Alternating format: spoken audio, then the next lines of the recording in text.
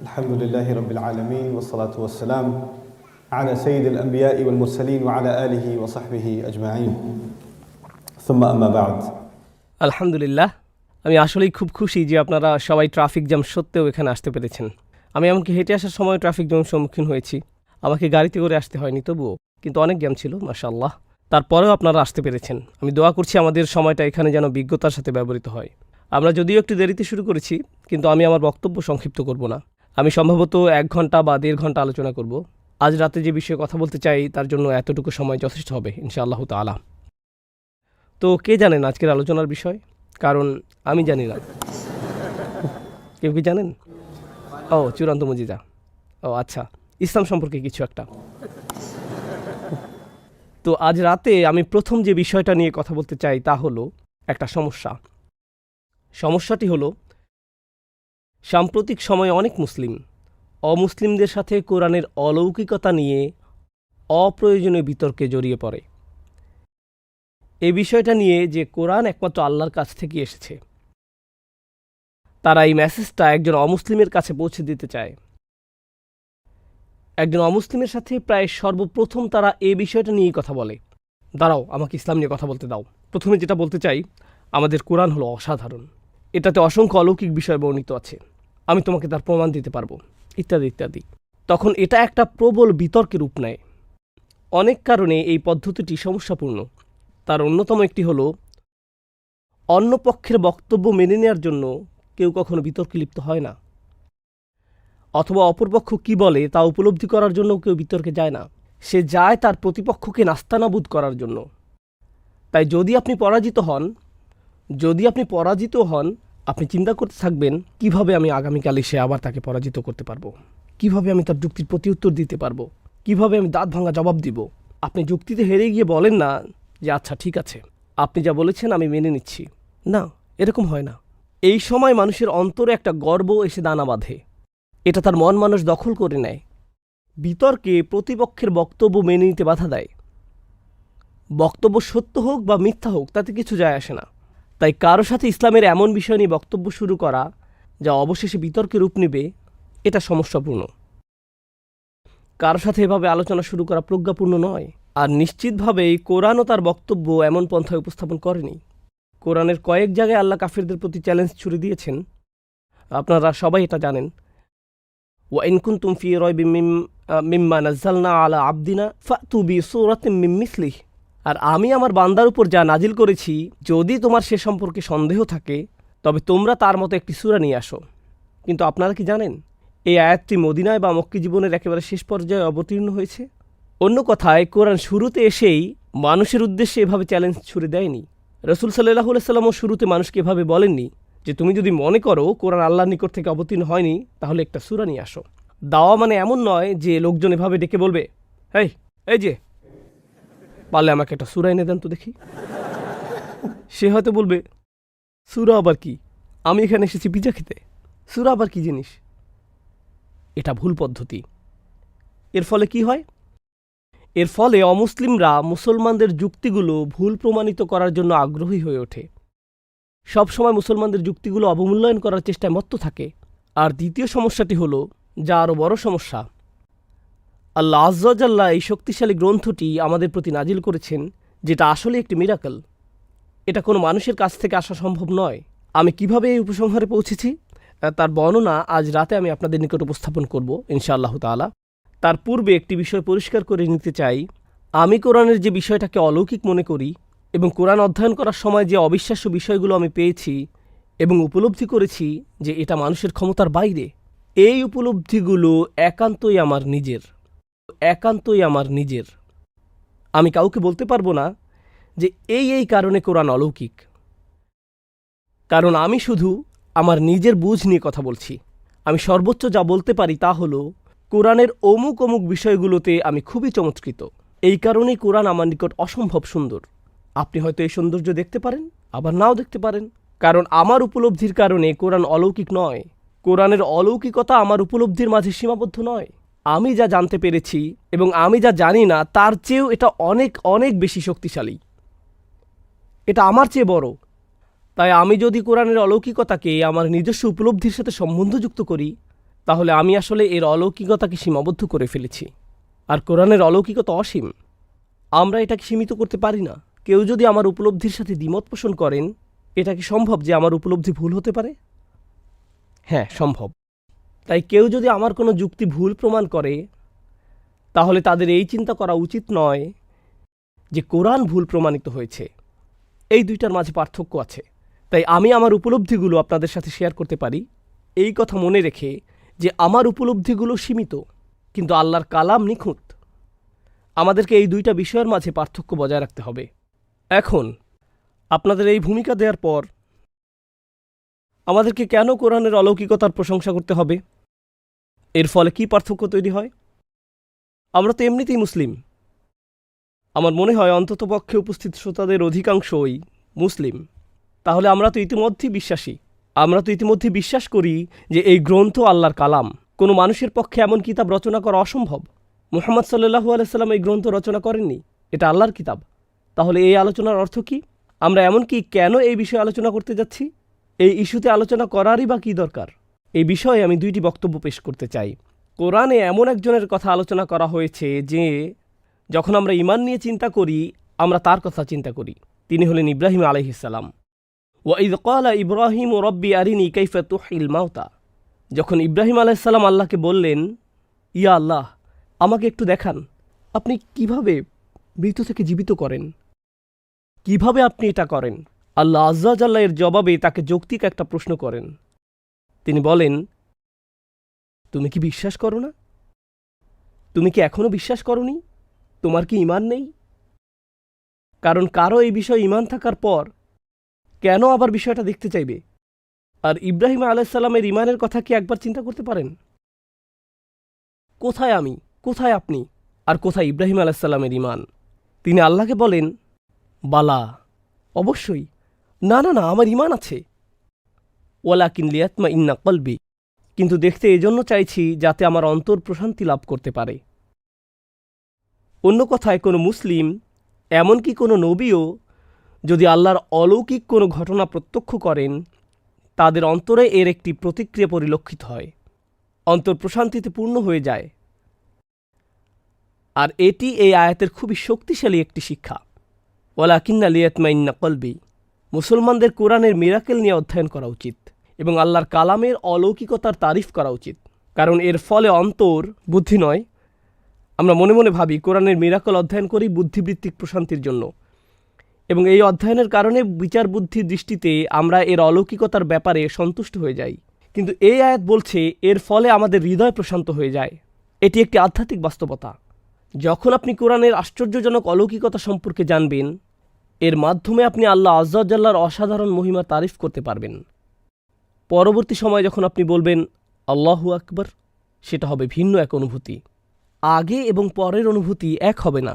আমি আমার সন্তানদেরকে মূসা আলাইহিস সালাম এবং নদী দুই ভাগ হওয়ার ঘটনাটি বলি। অসাধারণ একটা ঘটনা, পানির ভেতর দিয়ে হেঁটে যাওয়া। আমি চেষ্টা করেছি যেন ঘটনাটা তারা কল্পনা করতে পারে, কিন্তু এটি কখনোই তার সমান হবে না যিনি সশরীরে পানির ভেতর দিয়ে হেঁটেছেন এবং দুই পাশে পাহাড় সম জলরাশি প্রত্যক্ষ করেছেন। সেই ব্যক্তির অন্য ধরনের এক ঈমান ছিল তখন, কারণ তিনি একটি মুজিজা সরাসরি দেখেছেন।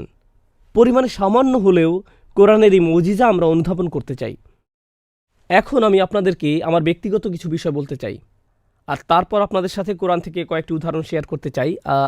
আমার কাছে এখানে 5 থেকে 6টি উদাহরণ আছে।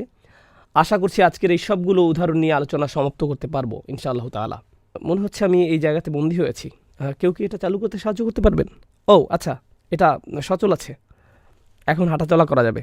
আমি এটা টেস্ট করছিলাম আর মনে হচ্ছিল এর মধ্যে একটা নাশিদ বাজছে।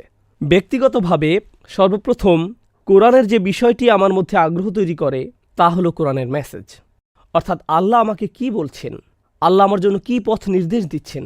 তো আমার মতে আপনার সাথে এবং আমার সাথে কোরআনের সম্পর্কের 1 নম্বর বিষয়টি হলো কোরআনের মেসেজ। এটাই আমার কৌতূহল তৈরি করে আরবি ভাষা শিক্ষার জন্য। এই কৌতূহল থেকেই আমি কোরআন সম্পর্কে আলোচনা শুনতে শুরু করি, তাফসির গ্রন্থগুলো পড়তে শুরু করি। আমি এই পড়াশোনায় মনোনিবেশ করি কারণ আমি কোরআনের এই মেসেজ সম্পর্কে কৌতূহলী ছিলাম। কিন্তু তারপর কয়েক বছর আগের কথা, সম্ভবত 2003-এ আমি আরবি ভাষায় একটি লেকচার সিরিজ পেলাম। তখনও আমার আরবি ভাষার জ্ঞান খুব একটা মজবুত না, আমি আরবি লেকচার শোনা শুরু করেছিলাম। তখন লেকচারগুলোর 30% মতো বুঝতাম, কিন্তু তারপরেও লেকচার শোনা বাদ দিইনি, নিয়মিত শুনে যাচ্ছিলাম আর নোট করছিলাম। তো আমি আরবিতে তারেক সুয়াইদানের ইজাজুল কোরআন শুনছিলাম। এটা ছিল তার 16-17 ঘন্টার একটা সিরিজ কোরআনের মুজিজা নিয়ে। এই প্রথম আমি কোরআনের মুজিজা এই বিষয়বস্তুর সাথে এমন পরিচিত হই। আমি যখন শুনছিলাম, শুনে শুনে নোট করছিলাম, বুঝতে পারছিলাম প্রায় 30%। কিন্তু এমন কিছু শুনছিলাম যা এর আগে কখনো শুনিনি। আমার জীবনে এর আগে কখনোই এই বিষয়ে শুনিনি, কখনোই না। আমি অবাক হয়ে গেলাম এটা জেনে যে এই ধরনের একটা বিষয়বস্তুর অস্তিত্ব আছে। কারণ ততদিন পর্যন্ত একমাত্র জিনিস যেটা আমার মধ্যে আগ্রহ তৈরি করত তা হলো কোরআনের মেসেজ। এখন ভিন্ন আরেকটি বিষয় সামনে এসে গেল, কোরআনের মুজিজা। যে পরিভাষাটি ব্যবহৃত হয়েছে তা হলো ইজাজুল কোরআন। ইজাজুল কোরআন, আরবিতে ইজাজ শব্দটি এসেছে আজাজ থেকে। আরবিতে আজাজ অর্থ হাঁটুতে ভর করে থাকা, যার ফলে আপনি দাঁড়াতে পারেন না। যখন আরবিতে কেউ বলে আন আজিজ অর্থ আমি অক্ষম। তো ইজাজ অর্থ এমন কিছু যা অন্য কিছুকে অক্ষম করে দেয়। যেমন দুজন ব্যক্তি একে অপরের সাথে রেসলিং করছে, একজন অন্যজনকে পায়ের নিচে ধরে রেখেছে। যে ব্যক্তিটি দাঁড়িয়ে পায়ের নিচে চেপে ধরে আছে সে হচ্ছে মুজিজ। আর যে ব্যক্তি পায়ের নিচ থেকে উঠতে পারছে না সে হলো মুজাজ। আমি আপনাকে ইজাজের আরেকটি উদাহরণ দিচ্ছি। আপনি যখন রাস্তা পার হন, আশা করি আপনি সেই হতভাগ্য ব্যক্তি না, এমন সময় একটা ট্রাক ছুটে আসছে। সেই ব্যক্তিটি ট্রাকটিকে লক্ষ্য করেনি। 1 সেকেন্ড আগে চোখ পড়ল, ততক্ষণে ট্রাক আর মাত্র 1 ফুট দূরে। তখন আপনার চোখ বড় হয়ে যায়, আপনি বুঝতে পারেন যাওয়ার আর কোনো জায়গা নেই। সেই 1 সেকেন্ড, আপনার চ্যাপটা প্যানকেকে পরিণত হওয়ার আগের সেই 1 সেকেন্ড, আপনি বুঝতে পারেন এজাজ। আপনি ক্ষমতাহীন, আপনি সম্পূর্ণ অসহায়। এটাই এজাজ। ইসলামের ইতিহাসে এই বিষয়টি কোরআনের সেই শক্তিমাত্রাকে বুঝিয়েছে যা তার প্রতিপক্ষকে অসহায়, ক্ষমতাহীন করে দেয়। কোরআন এতটাই শক্তিশালী যে কেউ যখন তার বিরোধিতা করতে আসে, কেউ যখন তাকে আক্রমণ করতে আসে, কেউ যখন এর মতো অন্য কিছু নিয়ে আসতে চায়, সেই বিরোধী শক্তি সবসময়ই অসহায়, ক্ষমতাহীন হয়ে পড়ে। কোরআন তার শত্রুদেরকে ক্ষমতাহীন, অসহায় করে দেয়। এটাই হলো এজাজ। এজাজ আর মিরাকল এক নয়। ইংরেজিতে মিরাকল শব্দটি আর এজাজ এক বিষয় নয়। যেহেতু এটা বহুল প্রচলিত শব্দ, এজন্য ইংরেজিতে আলোচনার শিরোনামে মিরাকল শব্দটি ব্যবহার করেছি। কারণ যদি শিরোনাম এমন হতো যে কোরআনের শক্তিমাত্রা যা তার প্রতিপক্ষকে ক্ষমতাহীন, অসহায় করে দেয়, তাহলে শিরোনামটি অনেক লম্বা হতো আর পুরো পোস্টার জুড়ে শুধু শিরোনাম লিখতে হতো। এখন ব্যক্তিগতভাবে আমি এই বিষয়টি নিয়ে পড়াশোনা শুরু করলাম, নোট করা শুরু করলাম। আমার এখনও মনে আছে, আমি উদাহরণগুলো লিখতে লাগলাম। কোন জিনিসটাকে মুজিজা বলা হচ্ছে, কিভাবে এটি মুজিজা। কখনো কখনো যখন এই উদাহরণগুলো অধ্যয়ন করতাম, আমাকে নোট বন্ধ করতে হতো। নোট বন্ধ করে এক কোণায় চলে যেতাম আর কান্না করতাম। আমি অভিভূত হয়ে যেতাম। তখন নিজেকে নিজে বলতাম, কেন এই বিষয়গুলো আগে জানতে পারলাম না, কেন এই বিষয়গুলো আগে কখনোই জানতে পারলাম না। সব সময় যখনই কোরআন সম্পর্কে শুনেছি, এটাকে শুনেছি মেসেজ হিসেবে, কিন্তু কখনোই আমি এটাকে মুজিজা হিসেবে বুঝিনি। এটা এমন একটা বিষয় যা আপনাকে বিস্ময়ে অভিভূত করে দেয়। আমি নিজে অভিভূত হয়ে গিয়েছিলাম। আমার মনে এসেছিল, ও আল্লাহ, ও রব। তখন সিজদায় পড়ে যেতাম, অথবা নামাজ পড়তাম, অথবা অন্য কিছু করতাম। তখন আর পড়া সম্ভব হতো না, কিছুক্ষণের জন্য বিরতি দিতে হতো, কারণ এটা ছিল বিস্ময়ে অভিভূত হয়ে যাওয়ার মতো। যখন এই বিষয়ে যথেষ্ট পরিমাণ নোট করা হয়ে গেল, তখন এটাকে আমি একটা কোর্স হিসেবে বানানোর সিদ্ধান্ত নিলাম। সেই কোর্সের নাম দিয়েছিলাম ডিভাইন স্পিচ। এই কোর্সটি পুরো আমেরিকা জুড়ে 60 থেকে 70 বার পড়েছিলাম। পুরো আমেরিকা জুড়ে, লন্ডনেও একবার করেছিলাম। 50 বার যে আমেরিকায় কোর্সটি পড়িয়েছিলাম, আমার জানা মতে প্রোগ্রামে থাকা অবস্থাতেই 17 জন শাহাদা গ্রহণ করেছে। তারা ছিলেন অমুসলিম, কলেজ বিশ্ববিদ্যালয় পড়ুয়া ছাত্র, প্রফেসর, পেশাজীবী, কেউ বা কোনো মুসলিমের বন্ধু। তারা প্রোগ্রামে অংশগ্রহণ করেন এবং প্রোগ্রাম শেষে তারা ইসলাম গ্রহণ করেন। সুবহানাল্লাহ। এটা আমার জন্য হয়নি, হয়েছে কোরআনের মুজিজার কারণে, যা অত্যন্ত শক্তিশালী। কোরআন থেকে উদাহরণগুলো বলার আগে আমি আপনাদের সাথে আরেকটি ঘটনা শেয়ার করছি। আমি লস অ্যাঞ্জেলসে ছিলাম। প্রথমবার আমি ডিভাইন স্পিচ কোর্সটি করিয়েছিলাম লস অ্যাঞ্জেলসে। আমি কোর্সটি করতাম শুক্রবার রাত, শনিবার এবং রবিবার সারাদিন। রবিবার যখন কোর্স শেষ করলাম, এক মা আমার কাছে আসলেন। তখন তিনি কাঁদছিলেন। আমি বললাম, আম সরি। তিনি বললেন, না, আমি আপনার সাথে আমার ছেলের ব্যাপারে কিছু কথা বলতে চাই। আমি বললাম, ঠিক আছে, বলুন। তিনি বললেন, শুক্রবার রাতে আপনার প্রোগ্রামে আমার 17 বছরের ছেলে আসতে চায়নি। এ বিষয়ে তার কোনো আগ্রহ ছিল না। আমি বললাম, এটা স্বাভাবিক। 17 বছর বয়সে আমার নিজেরও ইসলামিক প্রোগ্রামের প্রতি আগ্রহ ছিল না। তিনি বললেন, সে আসলে লেকার্স টিকিট কিনেছিল, প্রথম সারির সিটের টিকিট। আপনি জানেন লেকার্স কি? যদি না জানেন তাহলে এখন ইস্তেগফার পড়ুন। তো যাই হোক, সে লেকার্স টিমের খেলা দেখার জন্য প্রথম সারির সিটের টিকিট কিনেছিল। আর তার মা বলল, আমার সাথে ইসলামিক লেকচার দেখতে চলো। আর বাকি ঘটনা বলার আগে একটা কথা বলতেই হবে, কত তরুণ যে আমার কাছে এসে বলেছে আমার মা জোর করে আমাকে আপনার লেকচার শুনিয়েছে। আর আমি শুধু বলেছি, আম সরি, আমার কোনো দোষ নেই। এত তরুণরা আমার উপর রেগে আছে তাদের মায়ের কারণে। তাদের মায়েরা বলে, নোমান আলী খানের লেকচার শোনো। তারা মনে মনে বলে, এই লোকটাকে আমি ঘৃণা করি, সে আমার জীবনটা শেষ করে দিচ্ছে। যাই হোক, সেই ছেলেটির মা বলল, আমি আমার ছেলেকে রাজি করাতে পারছিলাম না। সব শেষে আমি তাকে বললাম, আমি তোমাকে প্লে অফ টিকিট কিনে দেব, শুধু আজকে রাতে আমার সাথে প্রোগ্রামে চলো। প্লে অফ টিকিটের দাম অনেক বেশি হয়। সে বলল, ঠিক আছে, আমি রাজি, আমি যাব। তো সে আসলো। সে শুক্রবার ছিল। সে নিজে নিজেই শনিবার এবং রবিবারেও আসলো। শুক্রবার রাতে যখন তারা বাড়ি ফিরছিল, সে কিন্তু তার প্রিয় খেলা দেখা মিস করেছে। সে তার মাকে বলল, মা, আজকে আসলে প্রথমবারের মতো আমি বিশ্বাস করেছি যে কোরআন কোনো মানুষের রচিত গ্রন্থ নয়, এটা আল্লাহর পাঠানো গ্রন্থ। এটা কোনো মানুষের রচিত গ্রন্থ হতে পারে না। একজন মুসলিম সন্তান তার মুসলিম মাকে কথাগুলো বলছে, আর তারা নতুন মুসলিম নয়, বরং মুসলিম হিসেবেই জন্মেছে এবং বেড়ে উঠেছে। কেন আমি আপনাদেরকে এগুলো বলছি? আমি আপনাদেরকে বলছি কারণ এই বিষয়টি আমাদের জন্য গুরুত্বপূর্ণ। আমরা ইসলাম পেয়েছি আমাদের মা বাবাদের কাছ থেকে, অথবা যে সমাজে আমরা বসবাস করছি সে সমাজের কাছ থেকে, কিন্তু আমরা নিজেরা ইসলামকে কখনো অনুভব করিনি। আমাদেরকে বলা হয়েছে এটি একটি মুজিজা, কিন্তু আমরা জানি না কেন এটি মুজিজা। আমি যখন ছোট ছিলাম আমি বহুবার শুনেছি কোরআন একটি মুজিজা, কোরআন হলো পারফেক্ট, এর আরবি ভাষা অসাধারণ, আরব কবিরা কোরআনের কাছাকাছি কিছু রচনা করতে পারেনি। আপনারা কথাগুলো আগে শুনেছেন তো? তখন আমি মনে মনে বলতাম, ওয়াও, কোরআন আসলেই অসাধারণ। কেন এটা অসাধারণ? কারণ এর আরবি ভাষা অসাধারণ। ও ওয়াও, কিন্তু আমি আরবি পারি না। ও, তাহলে তো তুমি কিছু বুঝবে না, কিন্তু তবুও এটা অসাধারণ। যতক্ষণ আপনি আরবি না জানছেন আপনি মুজিজাও দেখবেন না।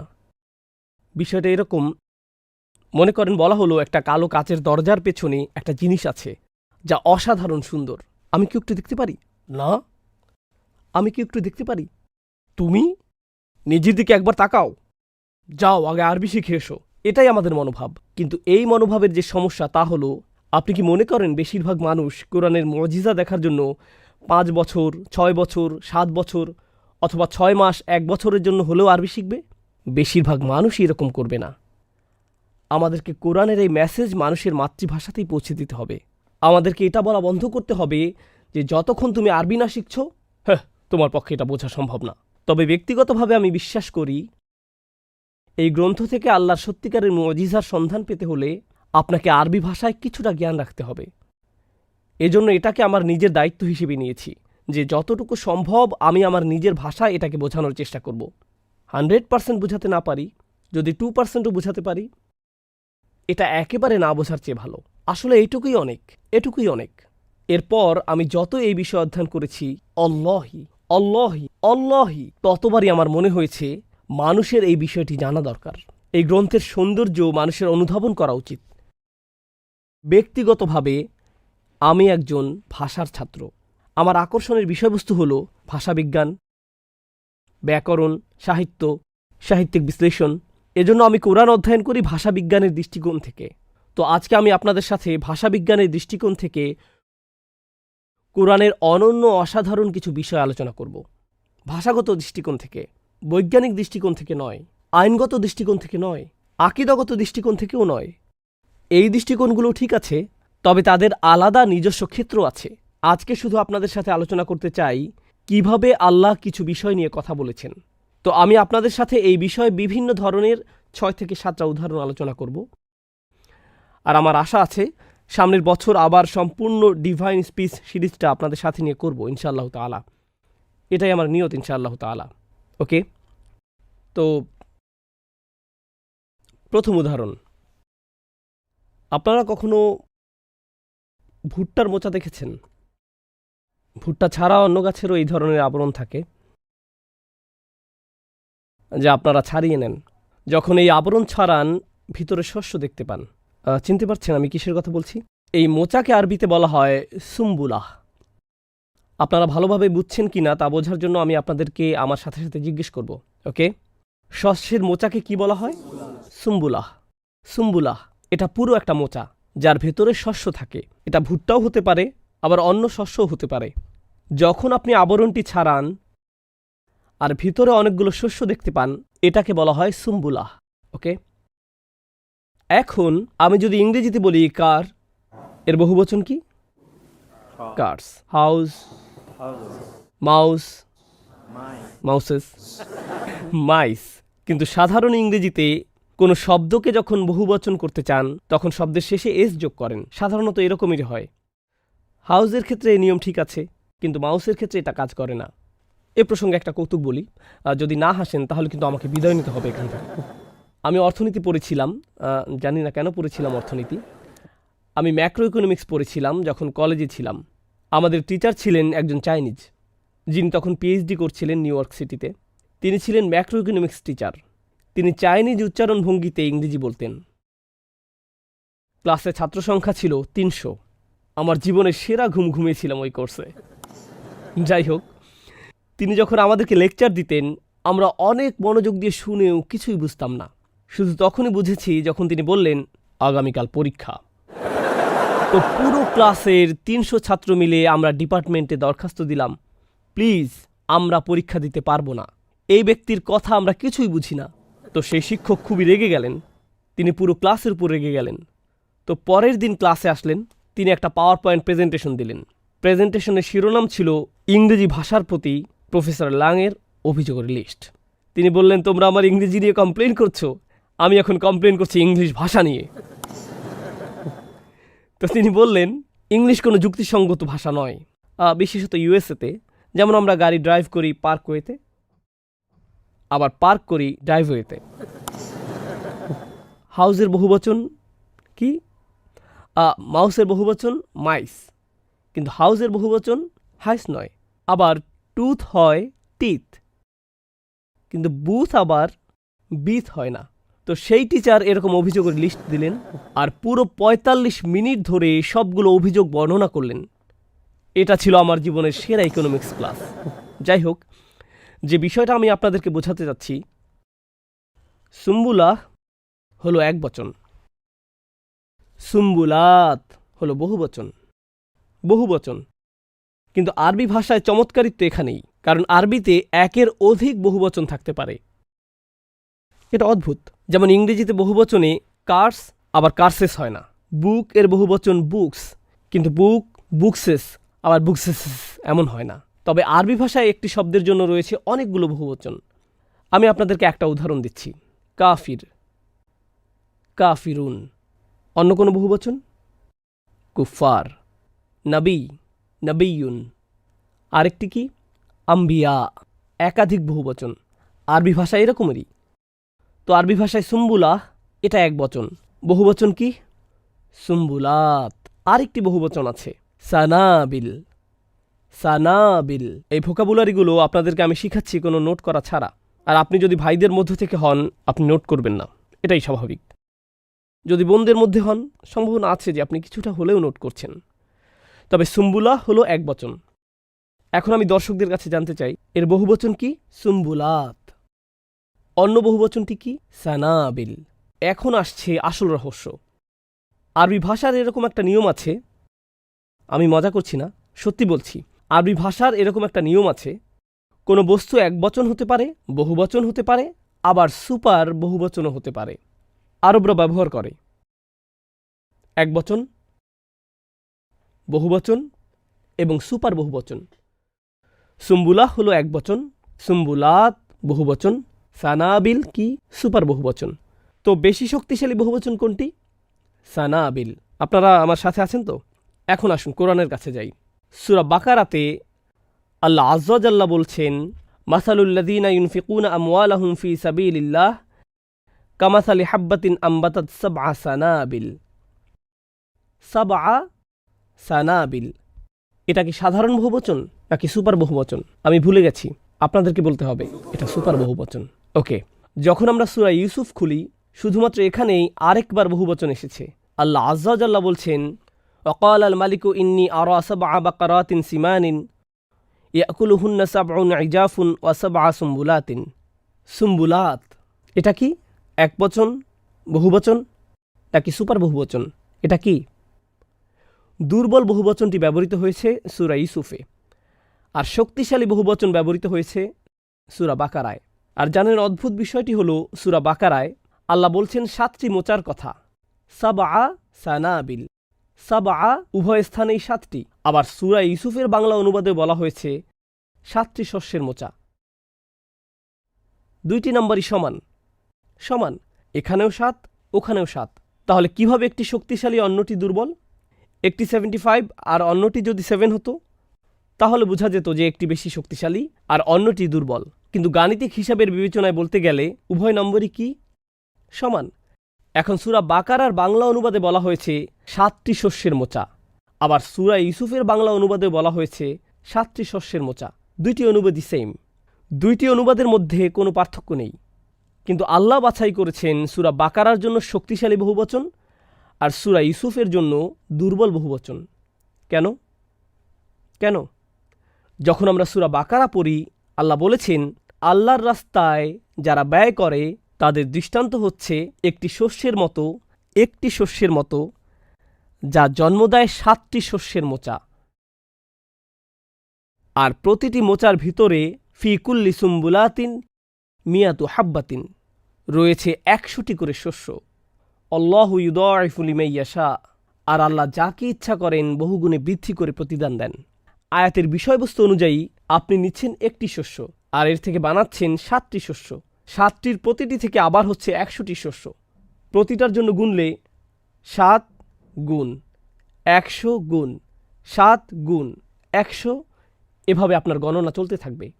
আপনার এই গণনার বাইরেও আল্লাহর নিজস্ব বিশেষ গণনা পদ্ধতি রয়েছে। আল্লাহু ইউদাইফু লিমান ইয়াশা। আপনার গণনার বাইরে আল্লাহ যাকে ইচ্ছা করেন তার নিজস্ব পদ্ধতিতে প্রতিদান দেন, অর্থাৎ আল্লাহর এই গণনার বিশালতাকে অনুধাবন করা মানুষের ক্ষমতার বাইরে। এটা দিয়ে কি দুর্বলতা বোঝাচ্ছে নাকি শক্তিমত্তা? এটা কি অল্প বোঝাচ্ছে নাকি বেশি? এজন্যই শক্তিশালী বহুবচন ব্যবহৃত হয়েছে। যখন আপনি সূরা ইউসুফে যান, রাজা একটি স্বপ্ন দেখে। মনে আছে স্বপ্নের কথা? হৃষ্টপুষ্ট গাভী, জীর্ণশীর্ণ গাভী, 7টি শস্যের মোচা। আর স্বপ্নটি ব্যাখ্যা করা হয়েছিল। স্বপ্নের ব্যাখ্যা কি ছিল? 7টি ভালো বছর আর 7টি খারাপ বছর। 7টি ভালো বছর কি আপনাকে অগণিত পরিমাণ শস্য দিবে, নাকি সীমিত শস্য? সীমিত শস্য, এবং আপনাকে সতর্কতার সাথে সেগুলো ব্যবহার করতে হবে। আপনাকে সেগুলো সংরক্ষণ করতে হবে, কারণ সেগুলো দরকার হবে পরবর্তী 7 বছর। আপনাকে অসতর্ক হলে চলবে না। একটি নির্দিষ্ট সীমার মধ্যে ফলন হবে, এর পরিমাণ অনেক বেশি না। তো এটা দিয়ে কি শক্তি বোঝাচ্ছে নাকি দুর্বলতা?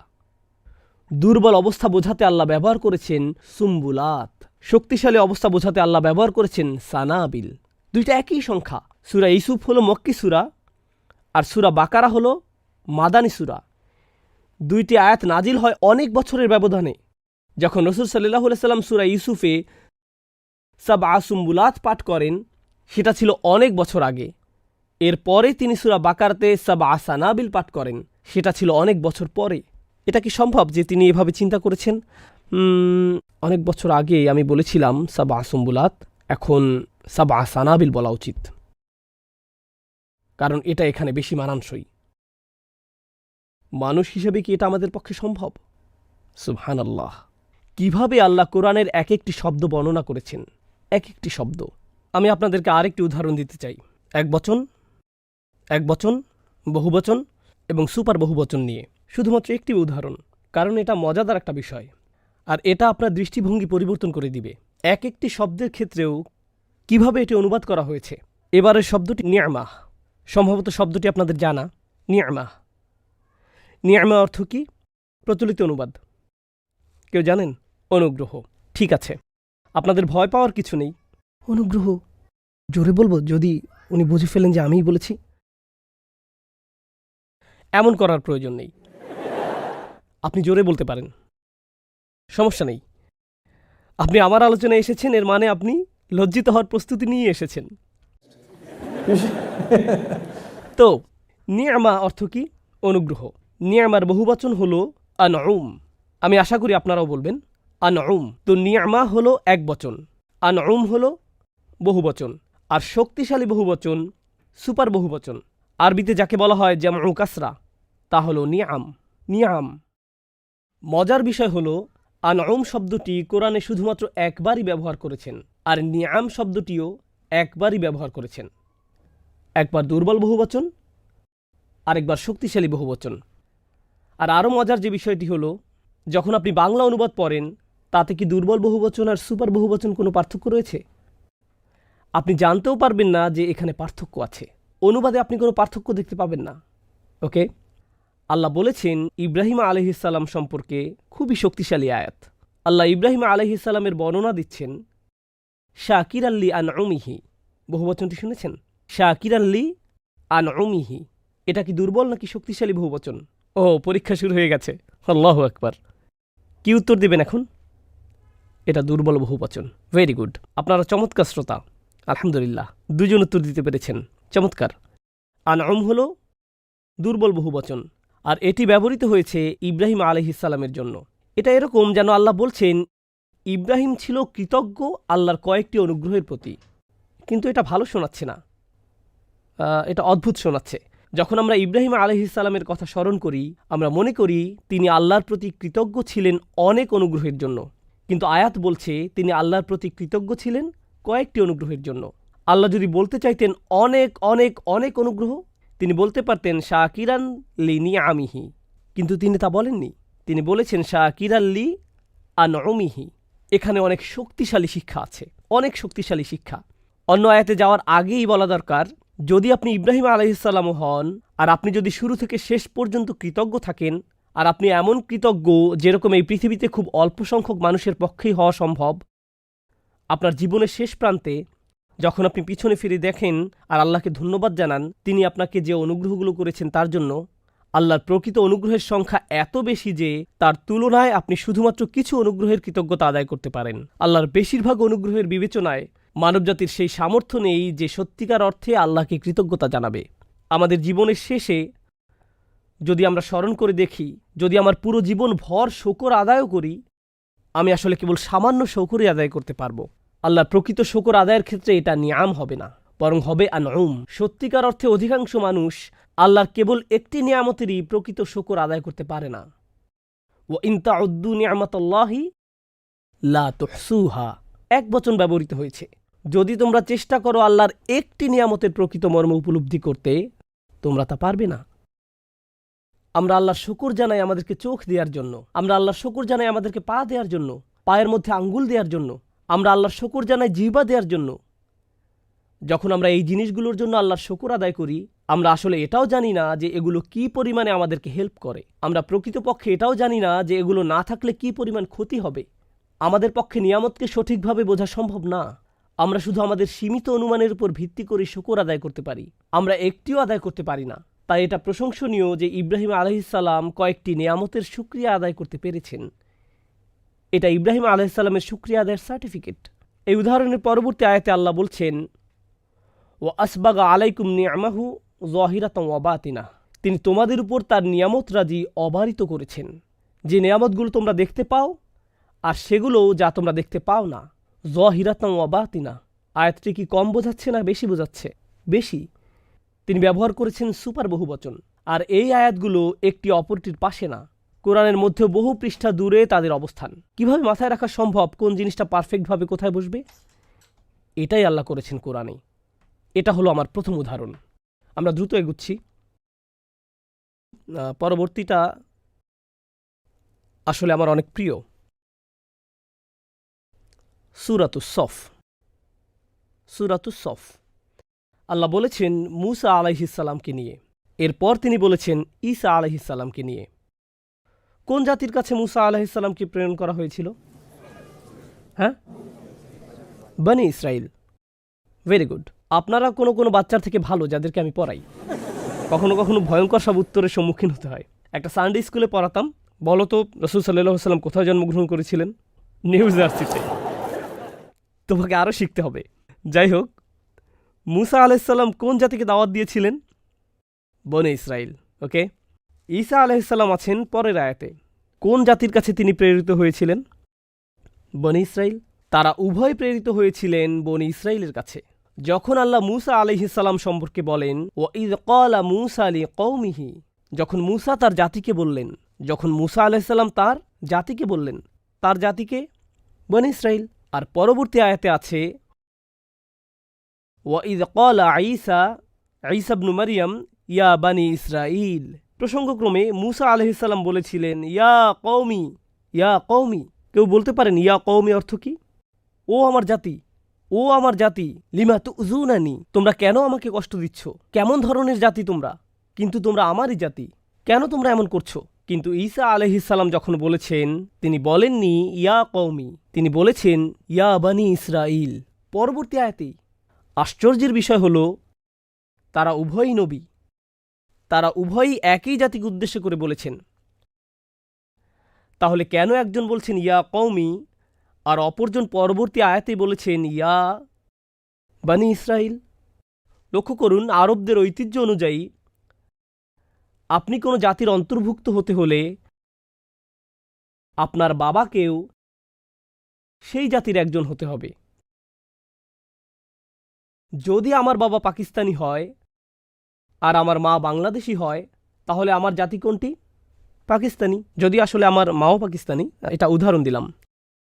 ওকে, একইভাবে আমার সন্তানেরাও, আমার স্ত্রী হলো ইন্ডিয়ান, আমি পাকিস্তানি, আর ঘরের মধ্যে মতবিরোধ তৈরি হলো। এ কারণে আমরা সিদ্ধান্ত নিয়ে সন্তানদেরকে বাংলাদেশি বানিয়ে দিলাম, মতবিরোধ দূর করে ফেললাম। কিন্তু যাই হোক, কারণ আমি বাবা পাকিস্তানি, তাই তারাও হবে পাকিস্তানি। আরও অনেক বিষয় মতবিরোধ করে। যাই হোক, প্রসঙ্গক্রমে যেহেতু বনি ইসরায়েলের প্রসঙ্গ উঠল, একটা বিষয় বলে রাখি। কেউ কেউ হয়তো বলবেন আস্তাগফিরুল্লাহিল আযীম, লা হাওলা ওয়ালা কুওয়াতা ইল্লা বিল্লাহ। সম্প্রতি একজন রাবাইয়ের সাথে আমার বন্ধুত্ব হয়েছে। লা হাওলা ওয়ালা কুওয়াতা ইল্লা বিল্লাহিল আলিয়্যিল আযীম। আপনারা কেউ কেউ হয়তো এখন উঠে দাঁড়াবেন আর বলবেন, থু, আমি এখনই চলে যাচ্ছি। আসলে যা হয়েছিল, আমি ইব্রাহিম আলাইহিসসালামকে নিয়ে অমুসলিমদের সামনে একটা আলোচনা করেছিলাম ইসলামে ইব্রাহিম আলাইহিসসালামের মর্যাদা নিয়ে আলোচনাটা করেছিলাম। আর তখন একজন রাবাই, আসল রাবাই, একেবারে রাবাইয়ের মতোই রাবাই, বসেছিলেন প্রথম সারিতে, আর তিনি কাঁদছিলেন পুরোটা সময় ধরে। আলোচনার শেষে তিনি আসলেন আমার কাছে। আমরা কিছুক্ষণ আলোচনা করলাম এবং ভালো বন্ধু হয়ে গেলাম। আমরা কিছু সময় একসাথে কাটিয়েছিলাম, কিছু কিছু বিষয় আলোচনা করেছিলাম, একে অপরের সাথে মজার কিছু মতবিনিময় হয়েছিল। আমি তাকে বললাম, দেখুন, আমি আপনার সাথে কথা বলতে চাই মুসা এবং ইব্রাহিম আলাইহিসসালামের ব্যাপারে। এই কারণেই আমি আপনার বন্ধু হতে চাই। আমি আপনার সাথে কথা বলতে চাই মুসা এবং ইব্রাহিম আলাইহিসসালামের ব্যাপারে, কারণ আমার রব কোরআনে আপনার জাতির বিষয়ে অনেক আলোচনা করেছেন। ইয়া বানি ইসরাইল, ইয়া বানি ইসরাইল, ইয়া বানি ইসরাইল। এটা নিশ্চিত যে আপনাদের একটা ঐতিহ্য আছে, আর আল্লাহ আপনাদের বিষয়ে কথা বলেছেন সেই ঐতিহ্যের আলোকে। এজন্য আমি আপনার অবস্থান থেকে বিষয়টি বুঝতে চাই। আমি আপনার সম্পর্কে কথা বলতে চাই না। আমি আপনার কথাকে গ্রন্থ কি বলেছে সেই অনুযায়ী যাচাই করতে চাই না, বরং আপনার ব্যক্তিগত মতামত অনুযায়ী। আপনি মুসা আলাইহিসসালাম সম্পর্কে কি বিশ্বাস করেন? আপনি ইব্রাহিম আলাইহিসসালাম সম্পর্কে কি বিশ্বাস করেন? তো নবীদেরকে নিয়ে আমাদের চমৎকার মত বিনিময় হয়েছিল। আপনাদেরকে একটা বিষয় বলে রাখি, আমি এটা থেকে যা শিখেছি, আল্লাহর কসম, আমরা ওনাকে বলি ইব্রাহিম, তারা বলে ইব্রাহাম।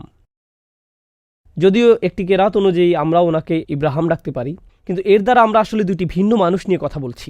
আমরা ইব্রাহিম আলাইহিসসালাম সম্পর্কে যা জানি, তাদের সে সম্পর্কে কোনো ধারণাই নেই।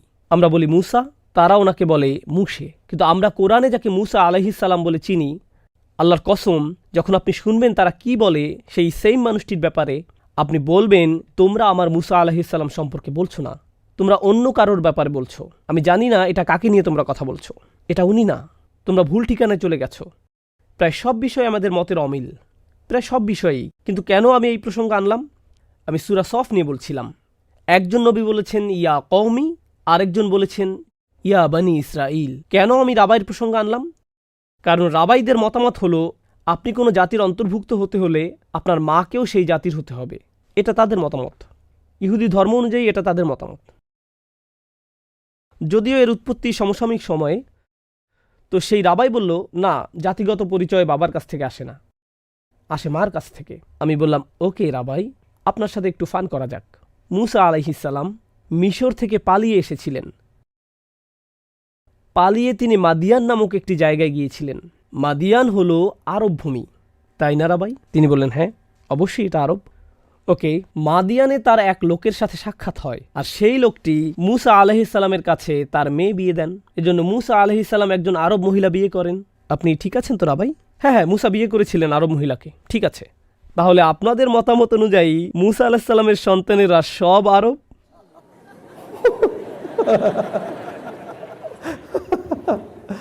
সে বলল, আমাকে একটু যেতে হবে। জাতিগত পরিচয় আসে কার কাছ থেকে? বাবার কাছ থেকে। এজন্যই রাবাই, আপনারা নিজেদেরকে বলেন বনি ইসরায়েলের সন্তান। আপনারা নিজেদের জাতিকে মায়ের নামে ডাকেন না, বরং বাবার নামে ডাকেন। সমগ্র মানব জাতিকে কার সন্তান বলা হয়? আদম সন্তান, হাওয়া না। আমরা আমাদেরকে বলি বনি আদম। কেন? কারণ পরিচয় আসে কার কাছ থেকে? বাবার থেকে। এটা এভাবেই চলে আসছে, আদম থেকে শুরু, তখন থেকে এভাবেই চলে আসছে। এখন আমাদের আলোচনায় ফিরে আসি। কোনো জাতির অন্তর্ভুক্ত হতে হলে কাকে সেই জাতির হতে হবে? বাবাকে। যখন মুসা আলাইহিসসালাম বলেন ইয়া কওমি, জানেন তিনি কি বলেছেন? তোমরা আমার জাতি, কারণ আমার বাবা তোমাদেরই একজন। কোরআনে ঈসা আলাইহিসসালাম একবারও বলেননি ইয়া কওমি, একবারও বলেননি ইয়া কওমি। তিনি সবসময় কি বলেছেন? ইয়া বনি ইসরাইল। তিনি ইয়া কওমি বলতে পারেন না, কারণ যদি তিনি বলেন ইয়া কওমি, তাহলে এটা বলা হয় যে আমার বাবা তোমাদের একজন। কিন্তু এক্ষেত্রে সমস্যা হলো তার কোনো বাবা ছিল না, এজন্যই তিনি বলতে পারেন না ইয়া কওমি। তিনি শুধু বলতে পারেন ইয়া বনি ইসরাইল। ঈসা আলাইহিসসালামের পিতাবিহীন অলৌকিক জন্মকে বাইবেলের চেয়েও কোরআনে ভালোভাবে উপস্থাপন করা হয়েছে। ইয়া বনি ইসরাইল, এটাকে বলা যায় শব্দের যথাযথ ব্যবহার, যা মানুষের ক্ষমতার বাইরে। আল্লাহর আলাদা একটা সূরা নাজিল না করলেও চলতো, যার বিষয়বস্তু ঈসা আলাইহিসসালামের বাবা ছাড়া জন্মগ্রহণ। আর ঈসা আলাইহিসসালামকে নিয়ে ইয়া বনি ইসরাইল বলানোই যথেষ্ট ছিল। এটাই যথেষ্ট। পরিচয় আসে কার কাছ থেকে? বাবার থেকে। এজন্যই আমরা রাসূল সাল্লাল্লাহু আলাইহি সাল্লামের ক্ষেত্রে বলি মুহাম্মাদুন ইবনে আব্দুল্লাহ, মুহাম্মদ ইবনে আব্দুল্লাহ। ঠিক আছে? উদাহরণস্বরূপ আমরা বলি ওমর ইবনুল খাত্তাব, কিন্তু আমরা বলি ঈসা ইবনু ও আল্লাহ ব্যতিক্রম করেছেন, কারণ এক্ষেত্রে পুরুষ কোনো পরিচয় নেই, ওনার কোনো বাবা নেই। এজন্যই আপনাকে বলতে হবে কি? মারিয়াম। এছাড়া আর কোনো মানুষ নেই যেখানে তার নাম নিয়ে আপনি বলবেন ইবনু, এরপর বলবেন কোনো মহিলার নাম। একমাত্র ব্যতিক্রম ঈসা আলাইহিসসালাম, কারণ এটা আমাদের বিশ্বাসের অংশ যে ওনার কোনো বাবা নেই। এজন্যই আপনাকে বলতেই হবে ইবনু মারিয়াম। এর মাধ্যমে মরিয়ম সালামুন আলাইহাকে সম্মানিত করা হয়েছে, আর এর মাধ্যমে ঈসা আলাইহিসসালামের পিতাবিহীন অলৌকিক জন্মকে আবারও সত্যায়িত করা হয়েছে। বাইবেলের কোনো কোনো সংস্করণে প্রথম চ্যাপ্টারে থাকে ঈসা আলাইহিসসালামের বংশধারা এবং মরিয়ম আলাইহিসসালামের স্বামীর বর্ণনা। কোরআন ঈসা আলাইহিসসালাম এবং মারিয়াম আলাইহিসসালামকে এই ধরনের কলুষতা থেকে সম্পূর্ণভাবে পবিত্র করেছে। এটা হলো দ্বিতীয় উদাহরণ। তৃতীয় উদাহরণ। আলোচনা আস্তে আস্তে ভারী হচ্ছে, আমি এতক্ষণ হালকা রাখছিলাম, এখন আমরা ভারী আলোচনা যাব। সূরা জুমআ। ইউসাব্বিহু লিল্লাহি মা ফিস সামাওয়াতি ওয়া মা ফিল আরদ আল মালিকিল কুদ্দুসিল আজিজিল হাকিম। আপনারা যারা নিয়মিত কোরআন পড়েন তারা জানেন অনেক আয়াতের শেষে আল্লাহ তার দুটি নাম উল্লেখ করেছেন, আল্লাহু গফুরুর রহিম, আজিজুন হাকিম, আজিজুন যুনতিকম। এটা আপনারা জানেন, তাই না? আল্লাহ দুইটি করে তার নাম উল্লেখ করেছেন অনেক অনেক আয়াতে। আমি আয়াতটি আবার তিলাওয়াত করব, আপনাদের বলতে হবে এটাতে কোন বৈশিষ্ট্যটা আলাদা। ইউসাব্বিহু লিল্লাহি মা ফিস সামাওয়াতি ওয়া মা ফিল আরদিল মালিক আল কুদ্দুস আল আজিজ আল হাকিম। কোন জিনিসটি আলাদা? চারটি নাম। আমি এই নামগুলোর সাধারণ অর্থ বলবো যাতে আপনারা এই আয়াত সম্পর্কে কিছু বিষয় বুঝতে পারেন। আল মালিক অর্থ রাজা, আল কুদ্দুস অর্থ সম্পূর্ণরূপে পবিত্র। আপনি এটাও বলতে পারেন সকল পবিত্রতার উৎস। তো মালিক অর্থ কি? এবার আপনারা বলুন। রাজা। আল কুদ্দুস অর্থ কি? সকল পবিত্রতার উৎস। আল আজিজ অর্থ চূড়ান্ত কর্তৃত্বের অধিকারী। আল আজিজ অর্থ কর্তৃত্বের অধিকারী। আল হাকিমের অনেক অর্থ আছে, কিন্তু আমি শুধু আপনাদেরকে একটি বলছি। হাকিম অর্থ বিজ্ঞ। আসেন আবার শুরু করি। আরবিতে প্রথম নামটি কি ছিল? আল মালিক। এর অর্থ কি? রাজা। আল কুদ্দুস এর অর্থ কি? হ্যাঁ, সকল পবিত্রতার উৎস, সম্পূর্ণরূপে পবিত্র, নিখুঁতভাবে পবিত্র। আল আজিজ অর্থ কি? কর্তৃত্বের অধিকারী। আল হাকিম অর্থ কি? সবচেয়ে বিজ্ঞ। সূরা জুমার প্রথম আয়াতটি আল্লাহ সম্পর্কে, দ্বিতীয় আয়াতটি হল রাসূলুল্লাহ সাল্লাল্লাহু আলাইহি ওয়াসাল্লাম সম্পর্কে। হুয়াল্লাযী বাআসা ফিল উম্মিয়িনা রাসূলাম মিনহুম ইয়াতলু আলাইহিম আয়াতিহি ওয়া ইউযাক্কিহিম ওয়া ইউআল্লিমুহুমুল কিতাবা ওয়াল হিকমা ওয়া ইন কানু মিন ক্বাবলু লাফি যালালিম মুবিন। দ্বিতীয় আয়াতটি, যা আমি একটু পরে অনুবাদ করব, এটি হলো রাসূল সাল্লাল্লাহু আলাইহি ওয়াসাল্লাম সম্পর্কে। এটি আমার একটি প্রিয় আয়াত, কারণ এই আয়াতটি হলো রাসূল সাল্লাল্লাহু আলাইহি ওয়াসাল্লামের পুরো সিরার সারসংক্ষেপ। একটি আয়াতে পুরো সিরা। এই একটি আয়াতে আল্লাহ বলেছেন কিভাবে রাসূল সাল্লাল্লাহু আলাইহি ওয়াসাল্লাম সমাজকে পরিবর্তন করেছিলেন, কি উপায়ে এটা করেছিলেন, কি কি পদক্ষেপ তিনি গ্রহণ করেছিলেন। আর আল্লাহ 4টি পদক্ষেপের কথা উল্লেখ করেছেন। কয়টি? 4টি পদক্ষেপ। আগে কোথায় আমরা 4 সংখ্যাটি শুনেছি? আল্লাহর কয়টি নামের উল্লেখ করা হয়েছে? 4টি। আমি আপনাকে চিন্তা করার মতো কয়েকটি বিষয় দিচ্ছি। মনে করুন আপনি বাস করেন 1000 বছর আগে, অথবা 2000 বছর আগে, অথবা 3000 বছর আগে। আপনি আপনার ব্র্যান্ড নিউ গাধায় ভ্রমণ করছেন, আর আপনি একটি নতুন রাজ্যে প্রবেশ করেছেন। কিভাবে আপনি জানবেন একটি রাজ্যে প্রবেশ করেছেন? কোন জিনিসটা আপনার চোখে পড়বে? পতাকা, নিশান, রাইট? দেখতে পাবেন সিপাহী যারা রাজার চিহ্ন বহন করছে। আপনি দেখতে পারেন প্রাসাদ। আপনি কিছু চিহ্ন দেখে বুঝতে পারবেন যে এটি একটি রাজ্য, অথবা এই এলাকার একজন রাজা আছে, রাইট? আপনি চিহ্ন দেখতে পাবেন। বুঝতে পেরেছেন? একজন রাজাকে চিনা যায় তার চিহ্ন দ্বারা। আপনি একজন রাজাকে চিনবেন না যদি তিনি মুকুট না পরে থাকেন। রাজা যদি টি শার্ট পরে থাকেন, আপনি জানতে পারবেন না যে তিনি একজন রাজা। তাকে লম্বা জামা আর মুকুট পরতে হবে।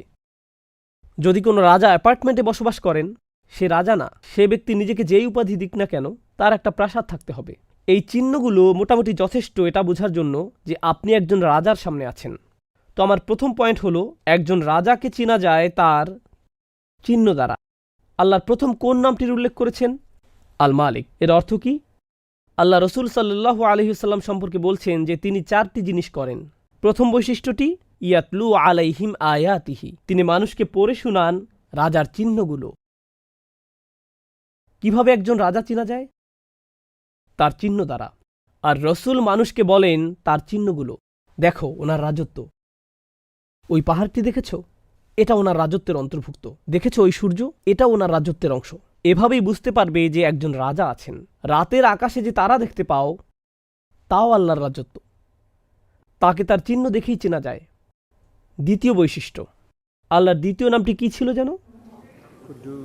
আয়াতের মধ্যে আল কুদ্দুস নামটির অর্থ কি জানো? সকল পবিত্রতার।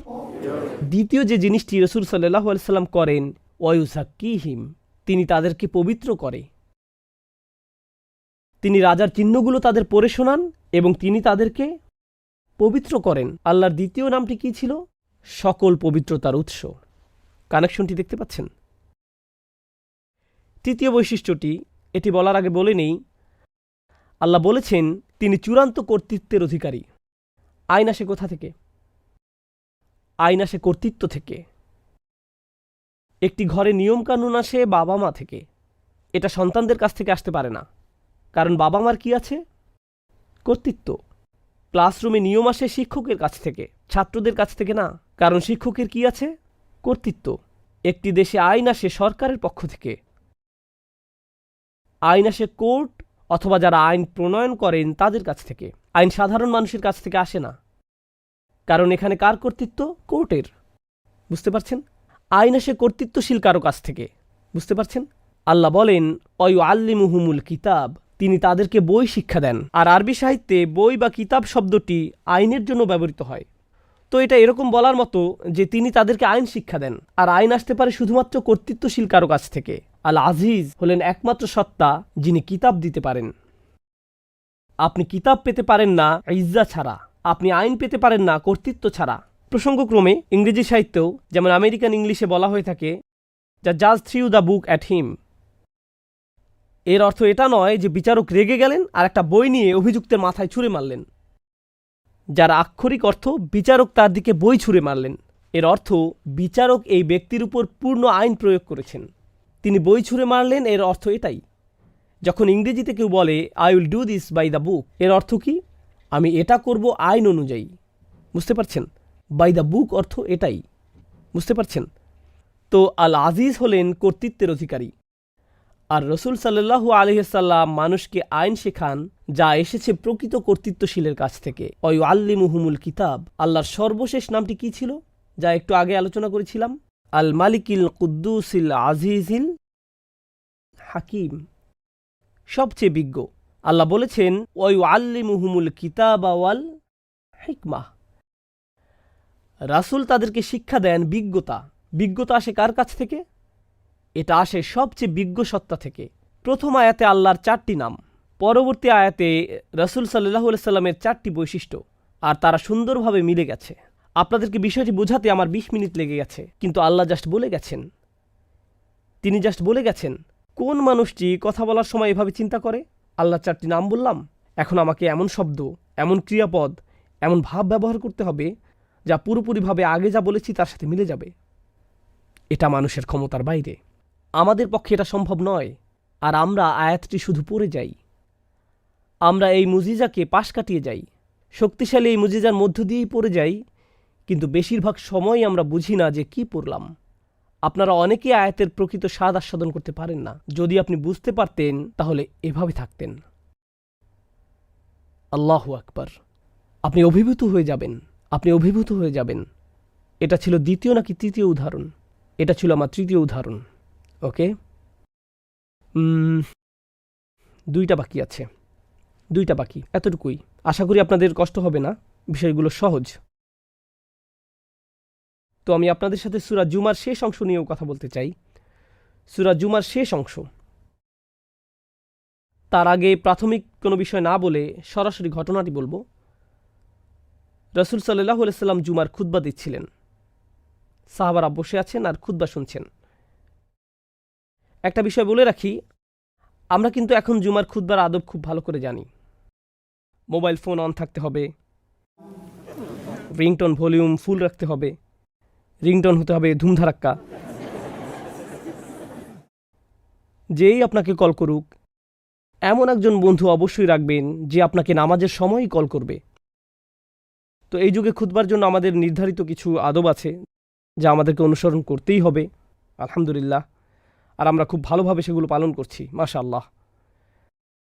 আর অবশ্যই কিছু কিছু লোক থাকবেন যাদের এত বেশি তাকওয়া যে যখন নামাজে দাঁড়ান আর তাদের ফোন বেজে ওঠে আর রিংটোনে বেজে ওঠে হিন্দি গান, তাদের এত বেশি তাকওয়া যে হাতটি পকেটে নিয়ে ফোন বন্ধ করতে পারেন না।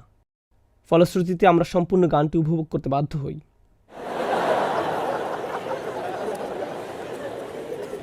বিশেষভাবে এটা উপভোগ করা যায় জোহর এবং আসরের নামাজে, যখন কিরাত পড়া হয় আস্তে, তখন আমরা হিন্দি গানগুলো খুব খুশু সহকারে শুনতে পারি। সেরা। তো আমরা খুতবার আদব জানি, অথবা কমপক্ষে আমাদের জানা উচিত। আমরা অবশ্যই সবার শেষে যাওয়ার চেষ্টা করবেন এমন সময় যেতে যাতে দ্বিতীয় রুকু ধরতে পারেন। ফলে আপনি অ্যাকাউন্টিংয়ের নীতি লাইফও লাস্ট ইন ফার্স্ট আউট নীতিটি অনুসরণ করতে পারবেন। এটাও নিশ্চিত করবেন যে আপনার গাড়িটি এমনভাবে পার্ক করবেন যাতে অন্য কেউ বের হতে না পারে। এগুলো হলো খুতবার নীতিমালা, যা আপনাদেরকে অবশ্যই পালন করতেই হবে। মাশাআল্লাহ, আপনাদের সবারই নিয়মগুলো জানা আছে। তো যাই হোক, খুতবার প্রকৃত আদব তখনও নাজিল হয়নি যে আপনাকে মসজিদে বসতে হবে, কিছু সময় থাকতে হবে, খুতবা নামাজেরই অংশ। এই বিষয়গুলো তখনও নাজিল হয়নি, কিন্তু তবুও সাহাবারা বসতেন এবং খুতবা শুনতেন। তো বিষয় হলো, এই মুহূর্তে আমরা এই ফোরামে আছি, আর এই বিল্ডিংয়েই আরেকটি কনভেনশন চলছে। কনভেনশনের বিভিন্ন ধরন আছে, যেমন কম্পিউটার কনভেনশন, কার এক্সপো, টেকনোলজি এক্সপো। আমি থাকি টেক্সাসে, সেখানে হয় বন্দুক এক্সপো। আসলেই হয় বন্দুক এক্সপো, অসাধারণ দেখতে, বড় বড় সাইনবোর্ড লেখা গান এক্সপো, পাশেই এক্সিট। এটা দেখে আপনি হয়তো দ্রুত গাড়ি চালিয়ে চলে যেতে বাধ্য হবেন।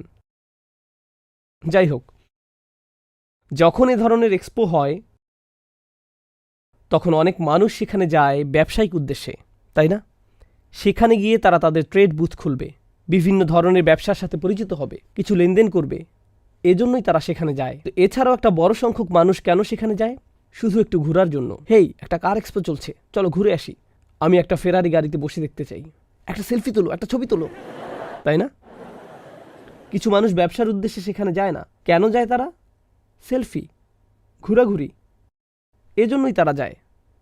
তো মদিনাতেও কখনো কখনো এরকম এক্সপো হতো, আগের যুগের বাণিজ্য এক্সপো। তো রসুল সাল্লাল্লাহু আলাইহি সাল্লাম খুতবা দিচ্ছিলেন, সাহাবারা বসেছিলেন, আর এরকম একটা বাণিজ্য এক্সপো শহর ত্যাগ করছিল।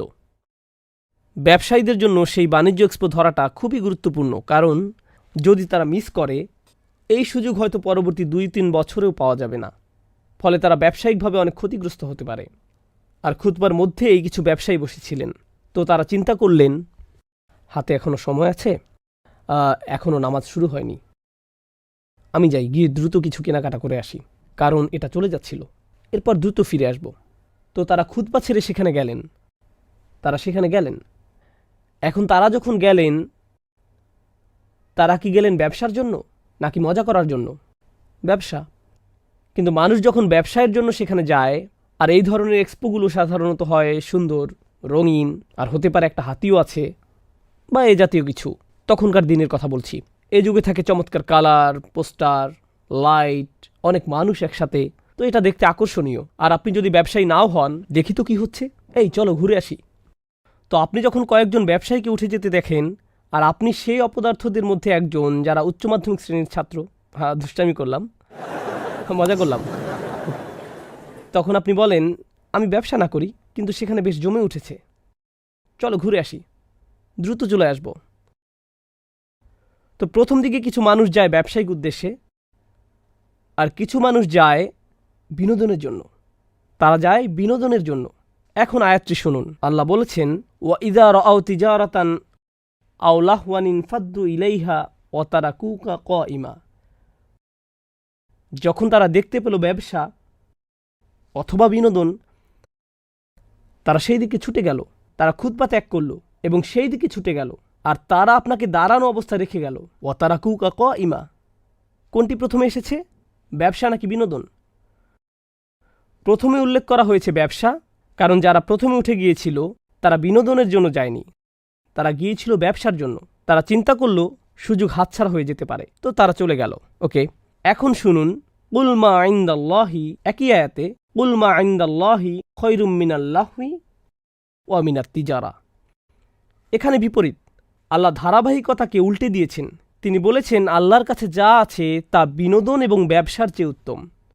আল্লাহু খায়রুর রাযিকিন, আর আল্লাহ হলেন সর্বোত্তম রিজিকদাতা। আল্লাহ একই আয়াতের মধ্যেই ধারাবাহিকতা পরিবর্তন করলেন। প্রথমে তিনি বললেন তারা দেখল ব্যবসা অথবা বিনোদন, পরে তিনি বললেন আল্লাহর কাছে যা আছে তা বিনোদন এবং ব্যবসার চেয়ে উত্তম। এখন প্রশ্ন হলো, কেন আল্লাহ ধারাবাহিকতায় পরিবর্তন আনলেন? কেন তিনি বিষয়টাকে এভাবে উল্টে ফেললেন? আগেই আমি আপনাদেরকে বলে দিয়েছি কেন প্রথমে ব্যবসার কথা বলা হয়েছে। কারণটা কি? কারণ প্রথমে যারা উঠে গিয়েছিল তারা কেন গিয়েছিল? ব্যবসা। আর পরবর্তীতে যারা গিয়েছিল তারা ছিল মজা হবে, চলো যাই। কিন্তু এরপর আল্লাহ আর সেই এক্সপো নিয়ে বলছেন না। আয়াতের পরবর্তী অংশ হল মুসলিম জীবনের নীতিমালা নিয়ে। এক্সপো সম্পর্কিত অংশটি শেষ।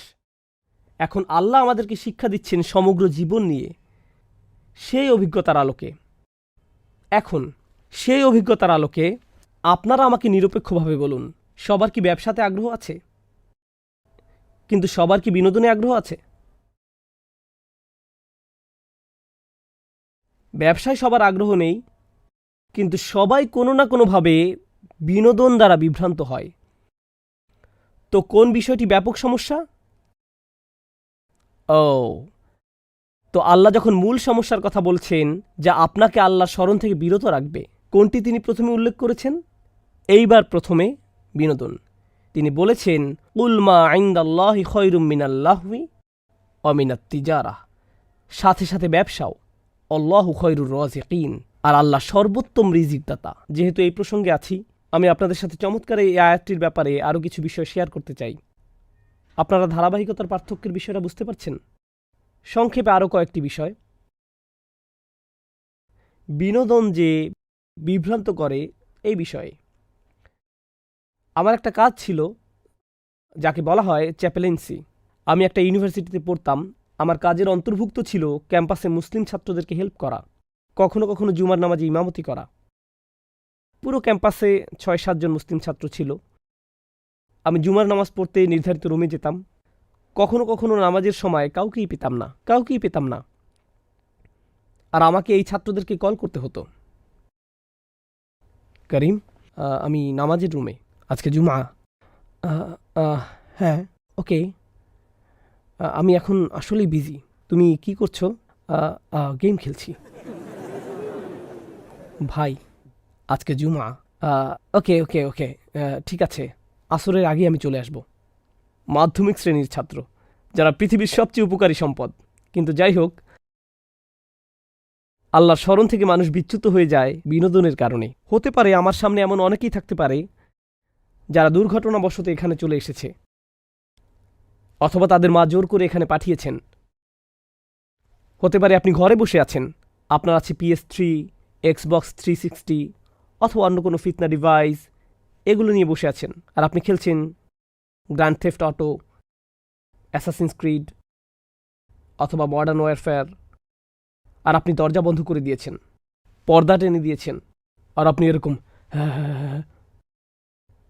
সূর্য উঠছে, সূর্য ডুবে যাচ্ছে, সাম্রাজ্যের উত্থান হচ্ছে, পতন হচ্ছে, সরকার বদলে যাচ্ছে, আর আপনি শুধু হে, আপনি জানেনও না চারপাশে কি ঘটছে। এরকম অনেকেই আছে। এগুলোর কারণে তারা জীবন থেকে বিচ্যুত। কারণ আমাকে র্যাঙ্কিং 5-এ যেতে হবে। এই র্যাঙ্কিং এক সময় আপনার জীবনে বিশাল কাজে আসবে, তাই না? যদি অনলাইন র্যাঙ্কিংয়ে আপনার নাম কিছুটা উপরে ওঠে। কিন্তু যাই হোক, আমি আপনাদেরকে ব্যবসা সম্পর্কে বলতে চাই। গত বছর আমার একজন ছাত্র ছিল যে খুবই সফল ব্যবসায়ী, আর সে ব্যবসার সাথে আছে সম্ভবত 15-20 বছর ধরে। আর সুবহানাল্লাহ, তার সবচেয়ে বড় কাস্টমারদের একজন হলো ইয়াহুদি, যার বাড়ি নিউ ইয়র্কে। মাথা কাস্টমার, সবচেয়ে বড় অর্ডারগুলো সে দেয়। আর 20 বছর ধরে সে তাকে কল দেয় প্রতি শুক্রবার। খুতবা শুরু হয় 1:15-তে, 1:14-তে সে কল দেয় প্রতি শুক্রবারে, আর তাকে বড় অর্ডার দেয় প্রতি শুক্রবারে। আর তাকে বলতে হয়, আমি এখন কথা বলতে পারবো না। ও কেন? আজকে শুক্রবার, এখন নামাজের সময়। ও, আমি খেয়াল করিনি। পরবর্তী সপ্তাহে একই ঘটনা, পরের সপ্তাহে একই ঘটনা। 20 বছর ধরে চলছে। যে বিষয়টার প্রতি আমি আপনাদের দৃষ্টি আকর্ষণ করতে চাই, ব্যবসার জন্য আল্লাহ যে শব্দটি ব্যবহার করেছেন, শব্দটি কি কার মনে আছে? তিজারাহ। কিন্তু আল্লাহ এই সূরাতে সবসময় ব্যবসার জন্য এই শব্দটি ব্যবহার করেননি। আল্লাহ বলেছেন, ইয়া আইয়ুহাল্লাযীনা আমানু ইযা নুদিয়া লিস-সালাতি মিন ইয়াউমিল জুমআতি ফাসআউ ইলা যিকরিল্লাহ ওয়াযারুত তিজারা, না ওয়াযারুল বাই'। তিনি এখানে ব্যবসার জন্য তিজারা শব্দটি ব্যবহার করেননি, তিনি ব্যবহার করেছেন বাই'। বাইউন শব্দের অর্থ আসলে ব্যবসা না, বাইউন অর্থ বিক্রি। এখানে কতজনের নিজের ব্যবসা আছে? মাত্র 2 জন ব্যবসায়ী। আস্তাগফিরুল্লাহিল আযীম। আপনারা কি করেন? আপনারা সবাই করেন কি এখানে? ওকে, যাই হোক, ব্যবসা বাণিজ্য কিছু করেন, প্রয়োজনে কলা বিক্রি করেন, কিছু একটা করেন, ব্যবসা বাণিজ্য করেন। যাই হোক, যখন আপনি ব্যবসা করেন, এর মধ্যে অনেক কাজ থাকে। অ্যাকাউন্টিং, স্যালারি তৈরি কষ্টকর যখন বেতন পরিশোধের সময় হয়। Account payable, current bill, maintenance, security, schedule তৈরি করা, হিউম্যান রিসোর্স ম্যানেজমেন্ট, নিয়োগ প্রদান, ছাঁটাইকরণ, এই জাতীয় বিভিন্ন ধরনের কাজ। আপনাকে সব ধরনের বিষয় খেয়াল রাখতে হয়।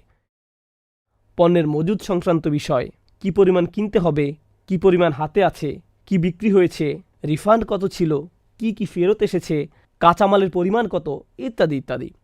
আর অবশ্যই কষ্টকর বিষয়গুলোর একটি হলো, আপনি যদি ব্যবসার মালিক হন আর আপনার কর্মচারীদের বেতন যখন দেন বৃহস্পতিবার অথবা শুক্রবার। আমেরিকাতে শুক্রবারে আমাদের ছুটি থাকে না, তো আপনার যদি শুক্রবারে বেতন দেওয়ার কথা থাকে তাহলে আগেভাগে জুমায় চলে যাওয়াই ভালো। আমার জন্য এখন গিয়ে আল্লাহকে স্মরণ করাই উত্তম, কারণ চেকে সাইন করাটা অনেক বেশি যন্ত্রণাদায়ক। কিন্তু জুমার জন্য দোকান প্রায় বন্ধ করে দিয়েছেন। তখন একজন কাস্টমার চলে এলো।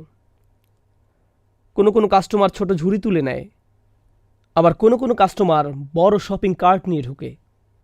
কোনো কাস্টমার কার্টের মধ্যে পণ্য নিতে থাকে, আরও নেয়। খুতপা শুরু হয় একটা 15-তে, আর এখন একটা 10, আর আপনি এরকম ওকে ওকে ওকে ওকে এখনই নিয়ে আসবে, আর সে নিতেই থাকে। যদি এটা চেক লেখার সময় হতো, অথবা ট্যাক্স ফর্ম পূরণ করা, অথবা কারেন্ট বিল পরিশোধের সময় হতো, আপনি এটা রেখে দিতেন আর সাথে সাথে নামাজে যেতেন। কিন্তু যদি রসালো একজন কাস্টমার চলে আসে আর শপিং কার্ট ভরতে থাকে, এ অবস্থায় চলে আসাটা কি সহজ? ব্যবসা ছেড়ে আসাটা সহজ হতেও পারে, কিন্তু জানেন কি ছেড়ে আসা কঠিন? বিক্রয়। কারণ বিক্রয়ের জন্যই অন্য সব কিছু। ব্যবসায় অন্য সকল যন্ত্রণা আপনি সহ্য করেন শুধুমাত্র একটি জিনিসের জন্য, সেটা কি? বিক্রয়। তো যখন বিক্রয় চলে আসে তখন বলেন সামান্য একটু দেরি হবে, নামাজ ধরতে পারবো, দ্বিতীয় রাকাত পেয়ে যাব, এই বিক্রিটা শেষ করে নেই। গুরুত্বপূর্ণ একটা কাস্টমার, আল্লাহ বলেছেন বিক্রয় বন্ধ করো। কিন্তু আমি কিভাবে টাকা কামাবো? আল্লাহু খায়রুর রাযিকিন, আল্লাহ রিজিক দিবেন, আপনি না। আল্লাহ সেই বিক্রয়টি দিয়ে আপনাকে পরীক্ষা করেছেন, আল্লাহ সেই রসালো কাস্টমার দিয়ে আপনাকে পরীক্ষা করেছেন। তখন আপনি বলবেন সরি, এখন নামাজের সময়, আমাকে যেতে হবে, এখন দোকান বন্ধ। শিওর কিনতে পারবো না, আমার কাছে নগদ টাকা আছে, এই যে দেখেন নগদ। না, আমি দুঃখিত, আমাকে দোকান বন্ধ করতে হবে, এখন নামাজের সময়, আমাকে যেতে হবে। আল্লাহ আপনার জন্য এরকম পরীক্ষা পাঠাবেন। আল্লাহ এরকম রিজিক পাঠিয়েছিলেন বনী ইসরায়েলদের জন্য। যখন তাদের ইবাদতে ব্যস্ত থাকার কথা ছিল, মাছগুলো পানির উপরে লাফালাফি করত, তারা উপরে এসে তাদেরকে চোখ মেরে আবার পানিতে চলে যেত, তাই না? এসো। তারা এরকম করত। এভাবেই আল্লাহ পরীক্ষা করেন। আল্লাহু খায়রুর রাযিকিন। শেষ যে বিষয়টা আজকে রাতে আপনাদের সাথে শেয়ার করতে চাই ইনশাআল্লাহ তাআলা, আজ আমার খুব পছন্দের একটা উদাহরণ আলোচনা করব। আপনাদের হাত উঁচু করাটা খুব জরুরি না, তবে আপনারা যদি করেন তাহলে আমার খুব ভালো লাগবে। কে আয়াতুল কুরসি জানেন? আয়াতুল কুরসি। গত বিকেলে যে উদাহরণটি আলোচনা করতে চেয়েছিলাম সেটা ছিল আয়াতুল কুরসি। চলুন আমরা একসাথে তেলাওয়াত করি। আউযু বিল্লাহি মিনাশ শাইতানির রাজীম। আল্লাহু লা ইলাহা ইল্লা হুয়াল হাইয়ুল কাইয়্যুম লা তাখুযুহু সিনাতুন ওয়ালা নাওম লাহু মা ফিস সামাওয়াতি ওয়া মা ফিল আরদ মান যাল্লাযী ইয়াশফা'ু 'ইনদাহু ইল্লা বিইযনিহি ইয়া'লামু মা বাইনা আইদিহিম ওয়া মা খালফাহুম ولا يحيطون بشيء من علمه إلا بما شاء وسع كرسيه السماوات والأرض وهو العلي العظيم। আয়াতুল কুরসিতে সর্বমোট 9টি বাক্য। আয়াতুল কুরসিতে 9টি বাক্য। আমরা একটু দেখি। আল্লাহু লা ইলাহা ইল্লা হুয়াল হাইয়ুল কাইয়্যুম, 1 নম্বর। লা তাখুযুহু সিনাতুন ওয়ালা নাওম, 2 নম্বর।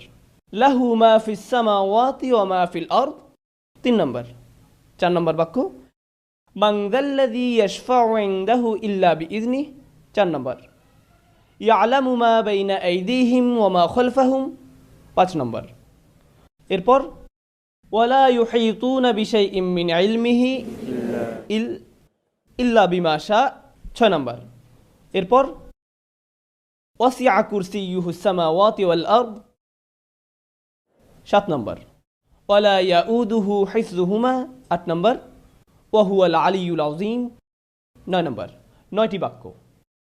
প্রথম বাক্য আল্লাহু লা ইলাহা ইল্লা হুয়াল হাইয়ুল কাইয়্যুম, একটা চমৎকার বাক্য যেটি শেষ হয়েছে আল্লাহর দুটি নাম দিয়ে। কি সে দুটি? আল হাইয়্যু আল কাইয়্যুম, চিরঞ্জীব এবং সব কিছুর উৎস। পৃথিবীর সব কিছু সৃষ্টি করেছেন এবং নিয়ন্ত্রণ করছেন তিনি। বিস্ময়কর হলো শেষ বাক্য। লক্ষ্য করুন প্রথম বাক্য, এখানে এমন কিছু আছে যা কিনা শেষ বাক্যেও আছে, আর তা হলো অহুয়াল আলিয়ুল আযীম। প্রথম বাক্যে আল্লাহর কয়টি নাম রয়েছে? প্রথম বাক্যেও আল্লাহর দুইটি নাম রয়েছে এবং শেষ বাক্যেও আল্লাহর দুইটি নাম রয়েছে। আচ্ছা, দ্বিতীয় বাক্যটি কি? দ্বিতীয় বাক্যে যাওয়ার আগে সিকিউরিটি গার্ড নিয়ে একটু কথা বলি। সিকিউরিটি গার্ডের চাকরিটা খুব কঠিন। ব্রিটিশ সিকিউরিটি গার্ড দেখেছেন, অদ্ভুত টুপি পরা, মাথায় রসের হাড়ির মতো, খুব কঠিন। এই দায়িত্ব যদি আপনাদেরকে দেওয়া হয়, পেশায় যদি আপনি একজন সিকিউরিটি গার্ড হন, আপনার সামনে একটা সিসিটিভি আছে, তাকিয়ে থাকতে হয় ঘন্টার পর ঘন্টা, একই দৃশ্য, নড়াচড়া নেই, দেখছেন তো দেখছেনই, 12 ঘন্টা 8 ঘন্টা। এটা কি খুব মজার কাজ? আপনি যদি কিছু পাহারা দেন তাহলে কি ঘটবে? আপনি ক্লান্ত হয়ে পড়বেন, আপনার ঘুম আসবে। যেমন সিনেমা হলের গার্ডদের কথা ধরুন। আপনারা তো ধার্মিক, আপনারা অবশ্য সিনেমা দেখেন না, যদিও অনেকে দেখে। সিনেমা হলে যখন সিনেমা চলে, ভিতরে হয়তো কোনো মারপিটের দৃশ্য চলছে, বাইরে একজন সিকিউরিটি গার্ড আছেন, ভিতরে লোকেরা উপভোগ করছে, কিন্তু গার্ড ঝিমোচ্ছেন। হঠাৎ করে তিনি লাফ দিয়ে ওঠেন। এটা খুব সাধারণ দৃশ্য, সিনেমা হলের গার্ডরা তাদের ঝিমুনি আসে। আল্লাহ তাআলা বলছেন তার নিজের সম্পর্কে, লা তাখুযুহু সিনাতু ওয়ালা নাওম। তন্দ্রা, তন্দ্রা কখন আসে? যখন আপনি ক্লান্ত, আস্তে আস্তে আপনার চোখ বুজে আসে, আপনি ঘুমাচ্ছেন না কিন্তু আপনার ঘুম পাচ্ছে, ওই যে ওনার মতো। আমি মজা করলাম, জাস্ট মজা। এই তন্দ্রা বা ঝিমুনি কি বলে? সিনা। তন্দ্রা বা ঝিমুনির পরে কি আসে? নাওম। প্রথমে আসে সিনা। সিনা হলো, ধরুন জুমার দিন আমরা মসজিদে যাই, খতিব সাহেব শুরু করেন ইন্নাল হামদুলিল্লাহ নাহমাদুহু ওয়া নুসাল্লি, এটা হলো সিনা, ঠিক আছে? এরপর যখন তিনি বলেন আইয়ুহাল ইখওয়াতুল কিরাম, এটাই হলো নাওম, এটাই হলো নাওম। এই হলো মূল পার্থক্য সিনা এবং নাওমের মধ্যে, তন্দ্রা এবং ঘুমের মধ্যে। এই হলো দ্বিতীয় বাক্য, যেখানে বলা হচ্ছে তন্দ্রা আর ঘুম আল্লাহকে স্পর্শ করে না। মানুষ ক্লান্ত হয়, তাই তার তন্দ্রা আসে এবং এক সময় সে ঘুমিয়েও পড়ে। আবার অনেক সময় আমরা বলি না না না আমি ঘুমাইনি, এমনি একটু চোখ বন্ধ করে রেখেছি, এখনই উঠে পড়ব, কিন্তু দেখতে দেখতে ঘুম, একদমই খবর নেই। ওকে, এই হলো ব্যাপার। সিনা বা তন্দ্রা নিয়ে আমার খুব ভালোই অভিজ্ঞতা আছে, কারণ পেশায় আমি একজন শিক্ষক। সুতরাং আপনিও যদি শিক্ষকতা করেন তাহলে আপনার ঘুমবিদ্যা বা ঘুম বিজ্ঞানের উপরে মোটামুটি একটা পিএইচডি হয়ে যাবে, কারণ সামনে থেকে আপনি সব ছাত্রের চেহারা দেখতে পান। মেটাল ডিটেক্টর দিয়ে মানুষের শরীর চেক করতে দেখেছেন নিশ্চয়ই, সেভাবে ছাত্রদের ব্রেনও আপনি চেক করতে পারবেন। ক্লাসের ফাঁকে ফাঁকে মাঝে মাঝে মাথাটা একটু উপর নিচ করে নিলেন।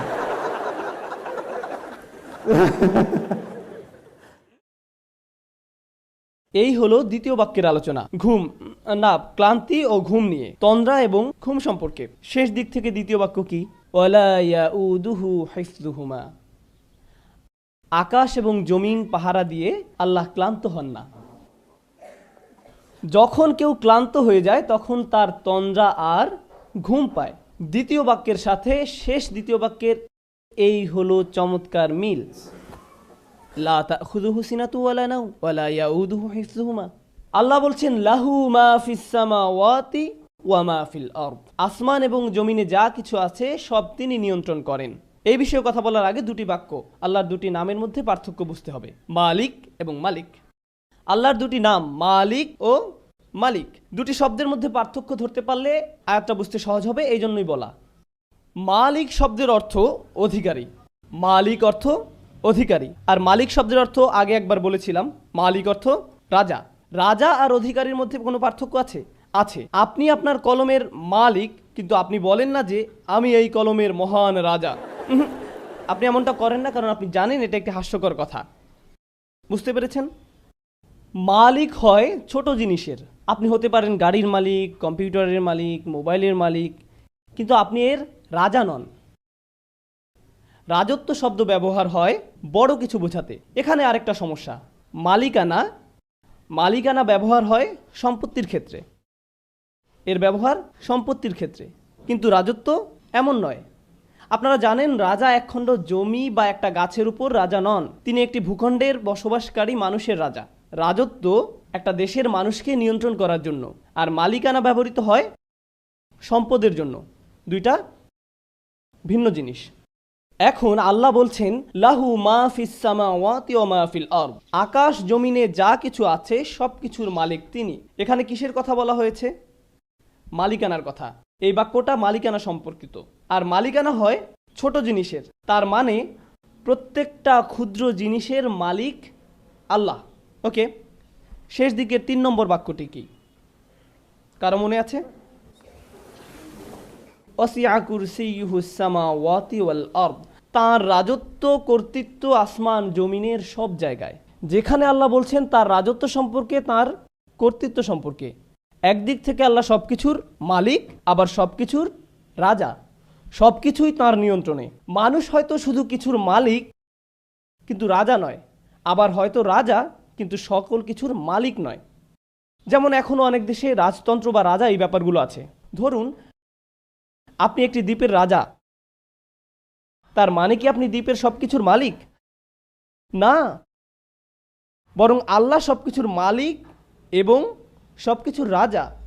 এটাই হলো বিষয়। কোনো ব্যক্তি যদি কোনোভাবে সব সম্পত্তির মালিক হয়েও যায়, তবে সে কি রাজা?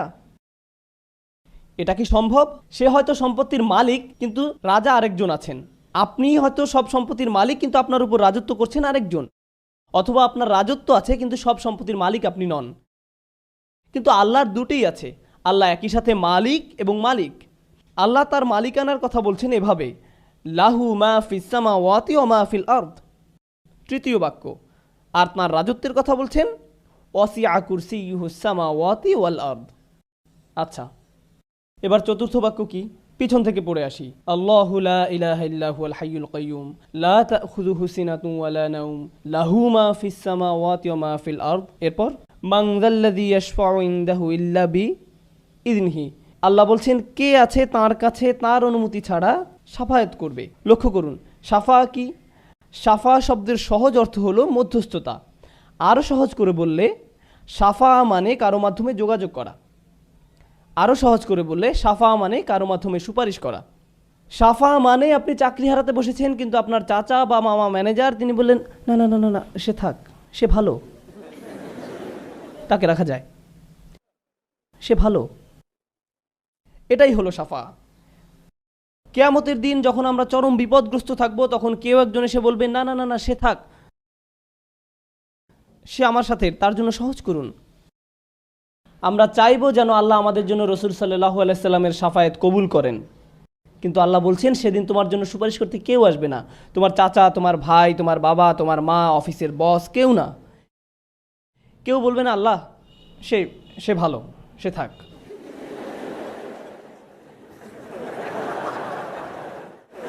কেউ আসবে না, কেউ না। এখন তো এমন করার সুযোগ আছে যে তুমি আমার লোক, এই নাও ভিআইপি পাস, তুমি চলে যাও। না না না না না, সেদিন এই সুযোগ থাকবে না, কোনো ভিআইপি টিকিট থাকবে না। একমাত্র ব্যতিক্রম হলো যদি আল্লাহ কাউকে অনুমতি দেন। সুতরাং এই বাক্যে বলা হচ্ছে কারো কোনো ক্ষমতা নেই সুপারিশ করার যতক্ষণ না আল্লাহ তাকে অনুমতি দেন। কেউই সুপারিশ করতে পারবে না, কিন্তু একটু ব্যতিক্রম আছে। সেই ব্যতিক্রমটাই হচ্ছে গুরুত্বপূর্ণ। সেই ব্যতিক্রমটা হলো কি? যদি আল্লাহ অনুমতি দেন। বুঝা গেল?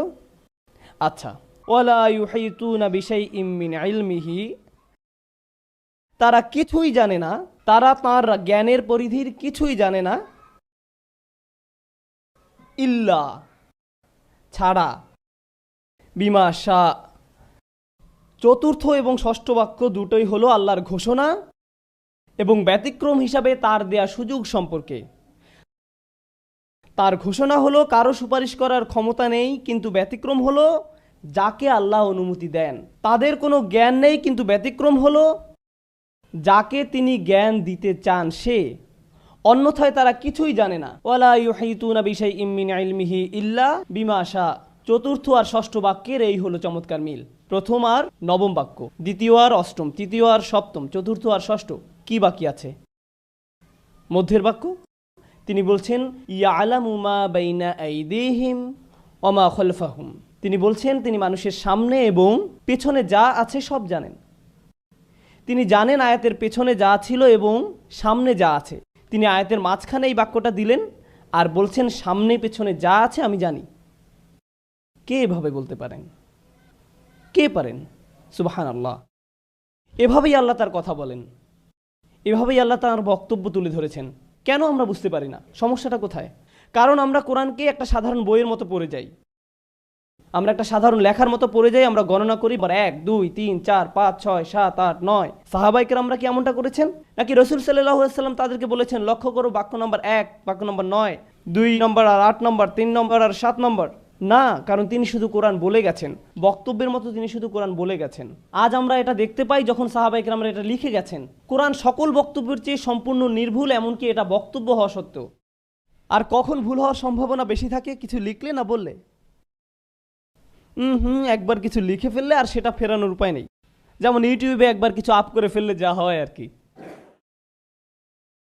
ধরুন যদি আপনি কাউকে একটা খারাপ মেইল লিখলেন, এরপর পাঠানোর আগে ভাবলেন এটা পাঠানো ঠিক হবে কি না, এরপর ঈদ মোবারক লিখে পাঠিয়ে দিলেন।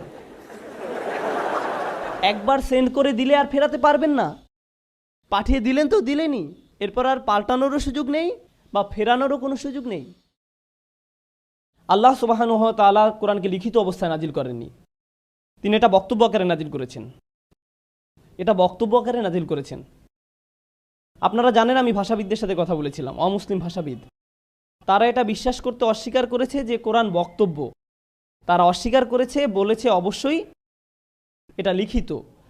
আমি বললাম হ্যাঁ এটা লিখিত, তবে পৃথিবীতে না, এটা লাওহে মাহফুজে লিখিত আছে। কিন্তু রাসূলুল্লাহ সাল্লাল্লাহু আলাইহি সাল্লামের উপর নাজিল হয়েছে বক্তব্য আকারে। যেটা শুনবে সে বিশ্বাস করতে বাধ্য যে এটা মানুষের বক্তব্য হতে পারে না। এমন একটা জিনিস যার জন্য প্রয়োজন গভীর চিন্তা শক্তি। আর আমি আশা করি আপনারা যতটুকু সম্ভব ভালো করে খেয়াল করবেন। একটা কনসেপ্ট আপনাদের সাথে শেয়ার করতে চাই, আর যদি ভালো মনে হয় আরও একটা উদাহরণ শেয়ার করতে পারি। আমার একটি প্রিয় উদাহরণ, কনসেপ্টটা আপনাদের সাথে শেয়ার করছি। ধরুন আমি একটা আর্টিকেল নিলাম তাকওয়ার উপর, অথবা ইমানের উপর, অথবা হাদিসের উপর, অথবা ইসলামের যে কোনো বিষয়ের উপর, আর মাইক নিয়ে আর্টিকেলটি পড়া শুরু করলাম। মুসলিম বিশ্বে কখনো কখনো লিখিত খুতবা দেয়া যায়। ইমাম দাঁড়িয়ে সেই লিখিত খুতবাটি পাঠ করেন। যদি আপনি ইমামকে নাও দেখতে পারেন, কারণ আপনি সেই অসাম মুসলিমদের একজন যারা সবার শেষে আসে এবং বাইরে জুতার পাশে বসে, রাইট? আর যদি ইমামকে না দেখতে পান, আপনি কি বুঝতে পারবেন যে ইমাম বক্তব্য দিচ্ছেন নাকি পাঠ করছেন? আপনি বুঝতে পারবেন ওনার টোন থেকে, আপনি বুঝতে পারবেন, কারণ কথাগুলো স্বাভাবিক শোনাচ্ছে না। কারণ লিখিত ভাষা খুবই ফর্মাল হয়, বাক্যগুলো লম্বা হয়। আমি যে এখন আপনাদের সাথে কথা বলছি, এই পর্যন্ত আমি অগণিত ব্যাকরণগত ভুল করেছি। আমি একই কথা বারবার বলেছি,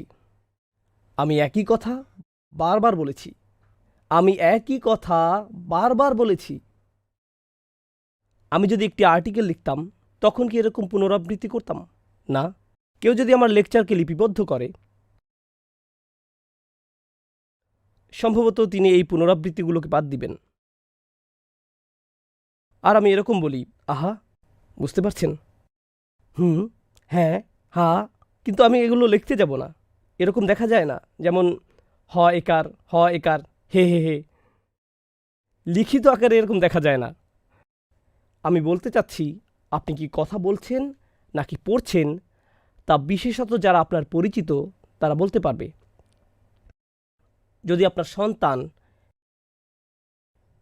একটি কবিতা মুখস্থ করে যা আপনি আগে কখনো শোনেননি, সে মুখস্থ করে এসে আপনার সামনে কবিতাটি আবৃত্তি করতে লাগলো, আপনি কি বুঝতে পারবেন যে কবিতাটি আপনার সন্তান রচনা করেননি?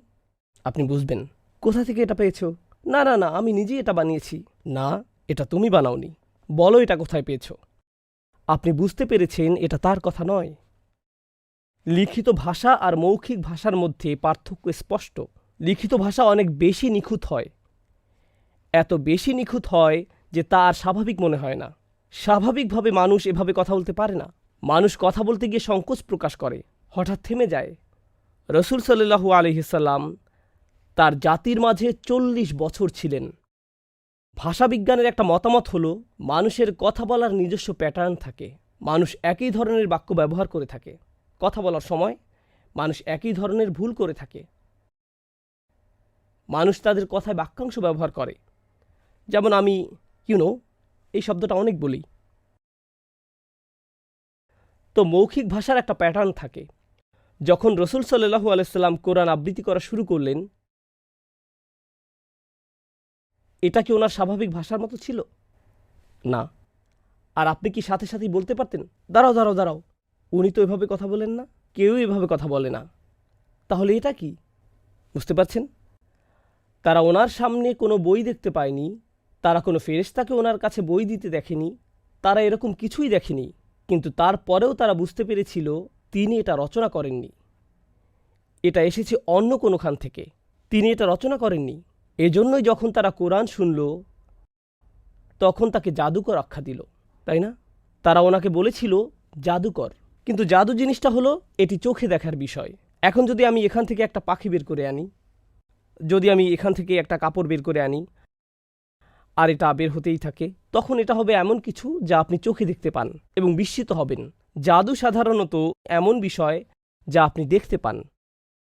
কুরাইশরা রসুল সাল্লাল্লাহু আলাইহি সাল্লামকে জাদুকর বলেছিল এমন কিছুর জন্য না যা তারা দেখেছিল, বরং এমন কিছুর জন্য যা তারা শুনেছিল। এটা অদ্ভুত। তারা এতটাই অভিভূত হয়েছিল এই বাণী দ্বারা, যদিও তারা ঈমান আনেননি, কিন্তু তারা এটাকে জাদুর মতোই বিস্ময়কর হিসেবে উপস্থাপন করেছিল। আমরা মনে করি তারা ওনাকে জাদুকর বলার মাধ্যমে অপমান করেছিল, কিন্তু আসলে তারা নিজেরাও বুঝতে পারেনি যে এর মাধ্যমে তারা ঈমানের দাবির অর্ধেক স্বীকার করে নিয়েছে। কারণ যখন আপনি কোনো কিছুকে জাদু বলেন, আপনি কিছু একটা বিশ্বাস করেছেন। আপনি তখন বলছেন, আমার কাছে এর যুক্তিসঙ্গত কোনো ব্যাখ্যা নেই, রহস্যময়, অস্বাভাবিক, অতিপ্রাকৃতিক কিছু একটা ঘটেছে যা বিজ্ঞান বা সাধারণ জ্ঞান দিয়ে বোঝা যায় না। এজন্যই আমি এটাকে কি বলবো? জাদু। ওকে, আপনি অর্ধেক মেনে নিয়েছেন। আপনি মেনেই নিয়েছেন যে এটা অদৃশ্য জগৎ থেকে এসেছে। আপনার এতটুকু অগ্রগতি হয়েছে। তো আশা করি এই কনসেপ্টটা নিয়ে আপনারা চিন্তা করবেন যখন নিজেরা কোরআন অধ্যয়ন করবেন। আশা করছি আবার যখন আমি আসব, যদিও এই ব্যাপারে সরকার কিছুই জানে না, সরকার বলতে আমার স্ত্রীকে বুঝিয়েছি, যদি হোম মিনিস্ট্রি থেকে অনুমোদন পাই তাহলে ইনশাআল্লাহ আগামী বছর আমরা এটাকে বলি ডোমেস্টিক ভিসা, পরিবারের কাছ থেকে যেটা পাওয়া যায়। তো যদি আমার আশা হয়, আমি আপনাদের সাথে পুরো সেমিনারটি করব।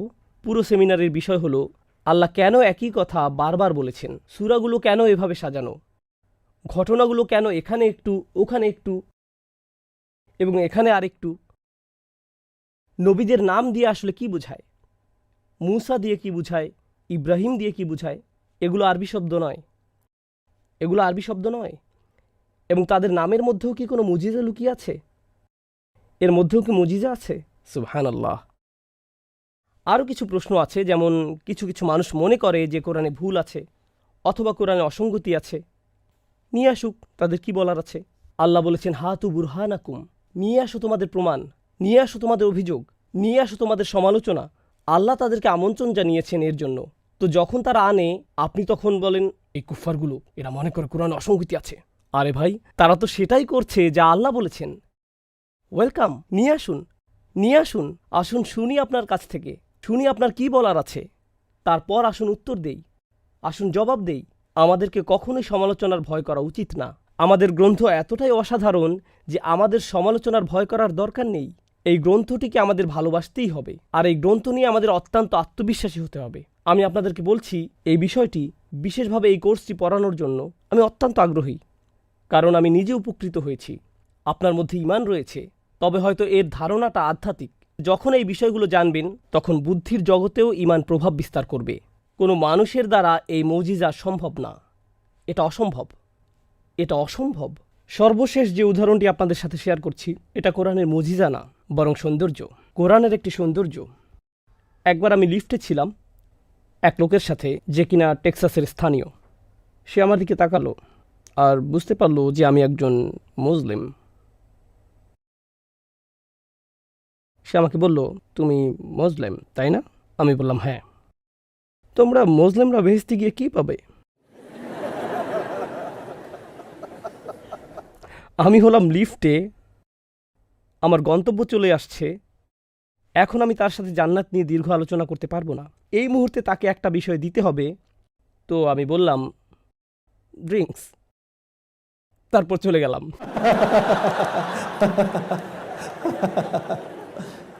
এর মানে কি?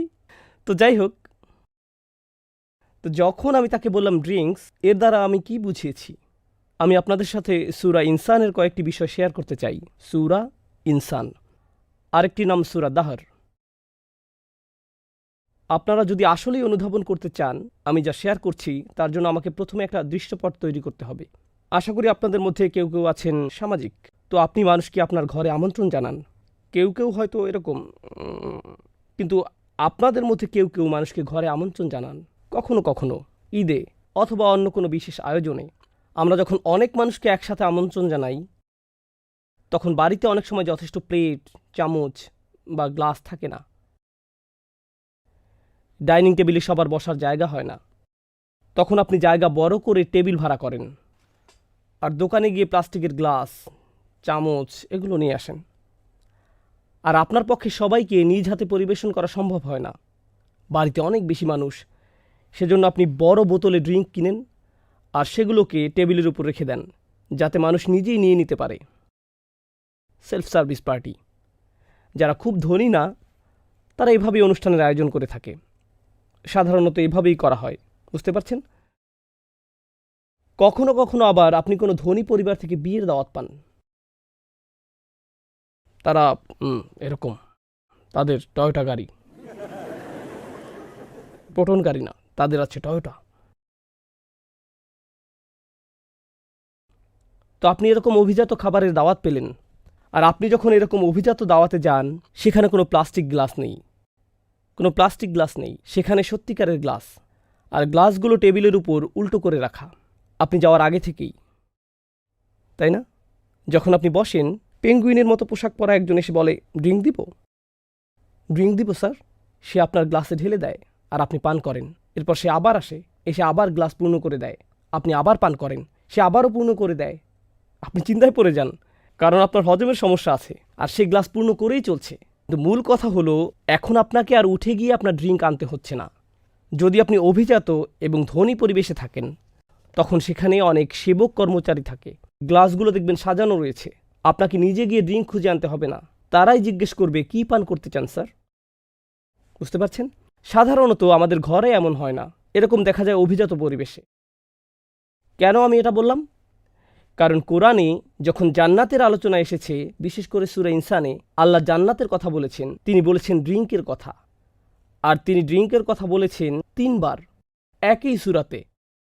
প্রথমবার তিনি যখন ড্রিঙ্কের কথা বলেছেন, ইন্নাল আবরারা ইয়াশরাবুনা মিন কাসিন, ধার্মিকরা, ভালো মানুষেরা, আল্লাহুম্মা জাআলনা মিনহুম, তারা পান করবে কাপ থেকে। ভাষা থেকে বোঝা যায় তারা উঠে যাবে এবং ড্রিঙ্ক হাতে তুলে নেবে। ড্রিঙ্কসগুলো কাছেই থাকবে। আপনি জান্নাতের ঝর্ণার পাশে, সামনে টেবিলে ড্রিঙ্কসগুলো লাইন দিয়ে সাজানো। দাঁড়াও, আমি এখনই আসছি। আপনি গেলেন আর ড্রিঙ্ক তুলে দিলেন। আরেকটি সেলফ সার্ভিস। এটা প্রথম লেভেল। ইন্নাল আবরারা ইয়াশরাবুনা মিন কাসিন। ওকে, কোনটি আরও অভিজাত পার্টি? আপনি যেখানে নিজে ড্রিঙ্ক নিতে যান, নাকি যেখানে আপনার কাছে ড্রিঙ্ক পরিবেশন করা হয়? যেখানে ড্রিঙ্ক পরিবেশন করা হয়। কয়েকটি আয়াত পর, ওয়ায়ুসকাউনা ফিহা কাসান, তাদেরকে কাপে করে ড্রিঙ্ক পরিবেশন করা হবে। এখন তারা নিজেরা নিয়ে পান করছে না, বরং তাদের কাছে পরিবেশন করা হচ্ছে।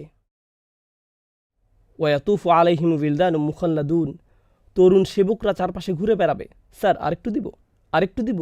তারা ঘুরে বেড়াবে আর ড্রিঙ্ক পরিবেশন করবে। তো এটা হলো আরও অভিজাত পরিবেশ।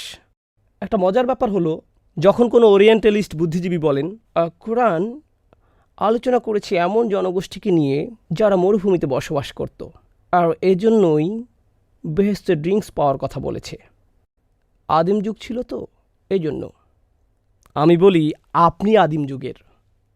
আজকের দিনেও আপনি যান একটা অভিজাত পার্টিতে, সেখানে কি দেখবেন? গ্লাস। ড্রিঙ্কস পরিবেশন করা হচ্ছে। আল্লাহ আজ্জা জাল্লা কোরআনে এমন বিষয় রেখেছেন যা জন্মগতভাবে মানব স্বভাবের অংশ। আমরা প্রযুক্তিতে যতই অগ্রসর হই না কেন, এটা তখনও থাকবে যখন আপনার কাছে কেউ খাবার পরিবেশন করে তখন মনে হয় হ্যাঁ এটা ফার্স্ট ক্লাস। কেন আপনি এক্সট্রা টাকা দেন বিমানের ফার্স্ট ক্লাস টিকিটের জন্য? কারণ তারা আপনার কাছে এসে বলে স্যার এটা নেবেন, সেটা নেবেন, ওটা নেবেন। যখন আপনি ইকোনমিক ক্লাসের সিটে থাকেন, হেঁটে যাওয়ার সময় তারা আপনার চেয়ারে লাথি মেরে চলে যায়। দুইটা আলাদা বিষয়। মানুষ নিজেকে স্পেশাল ভাবতে ভালোবাসে।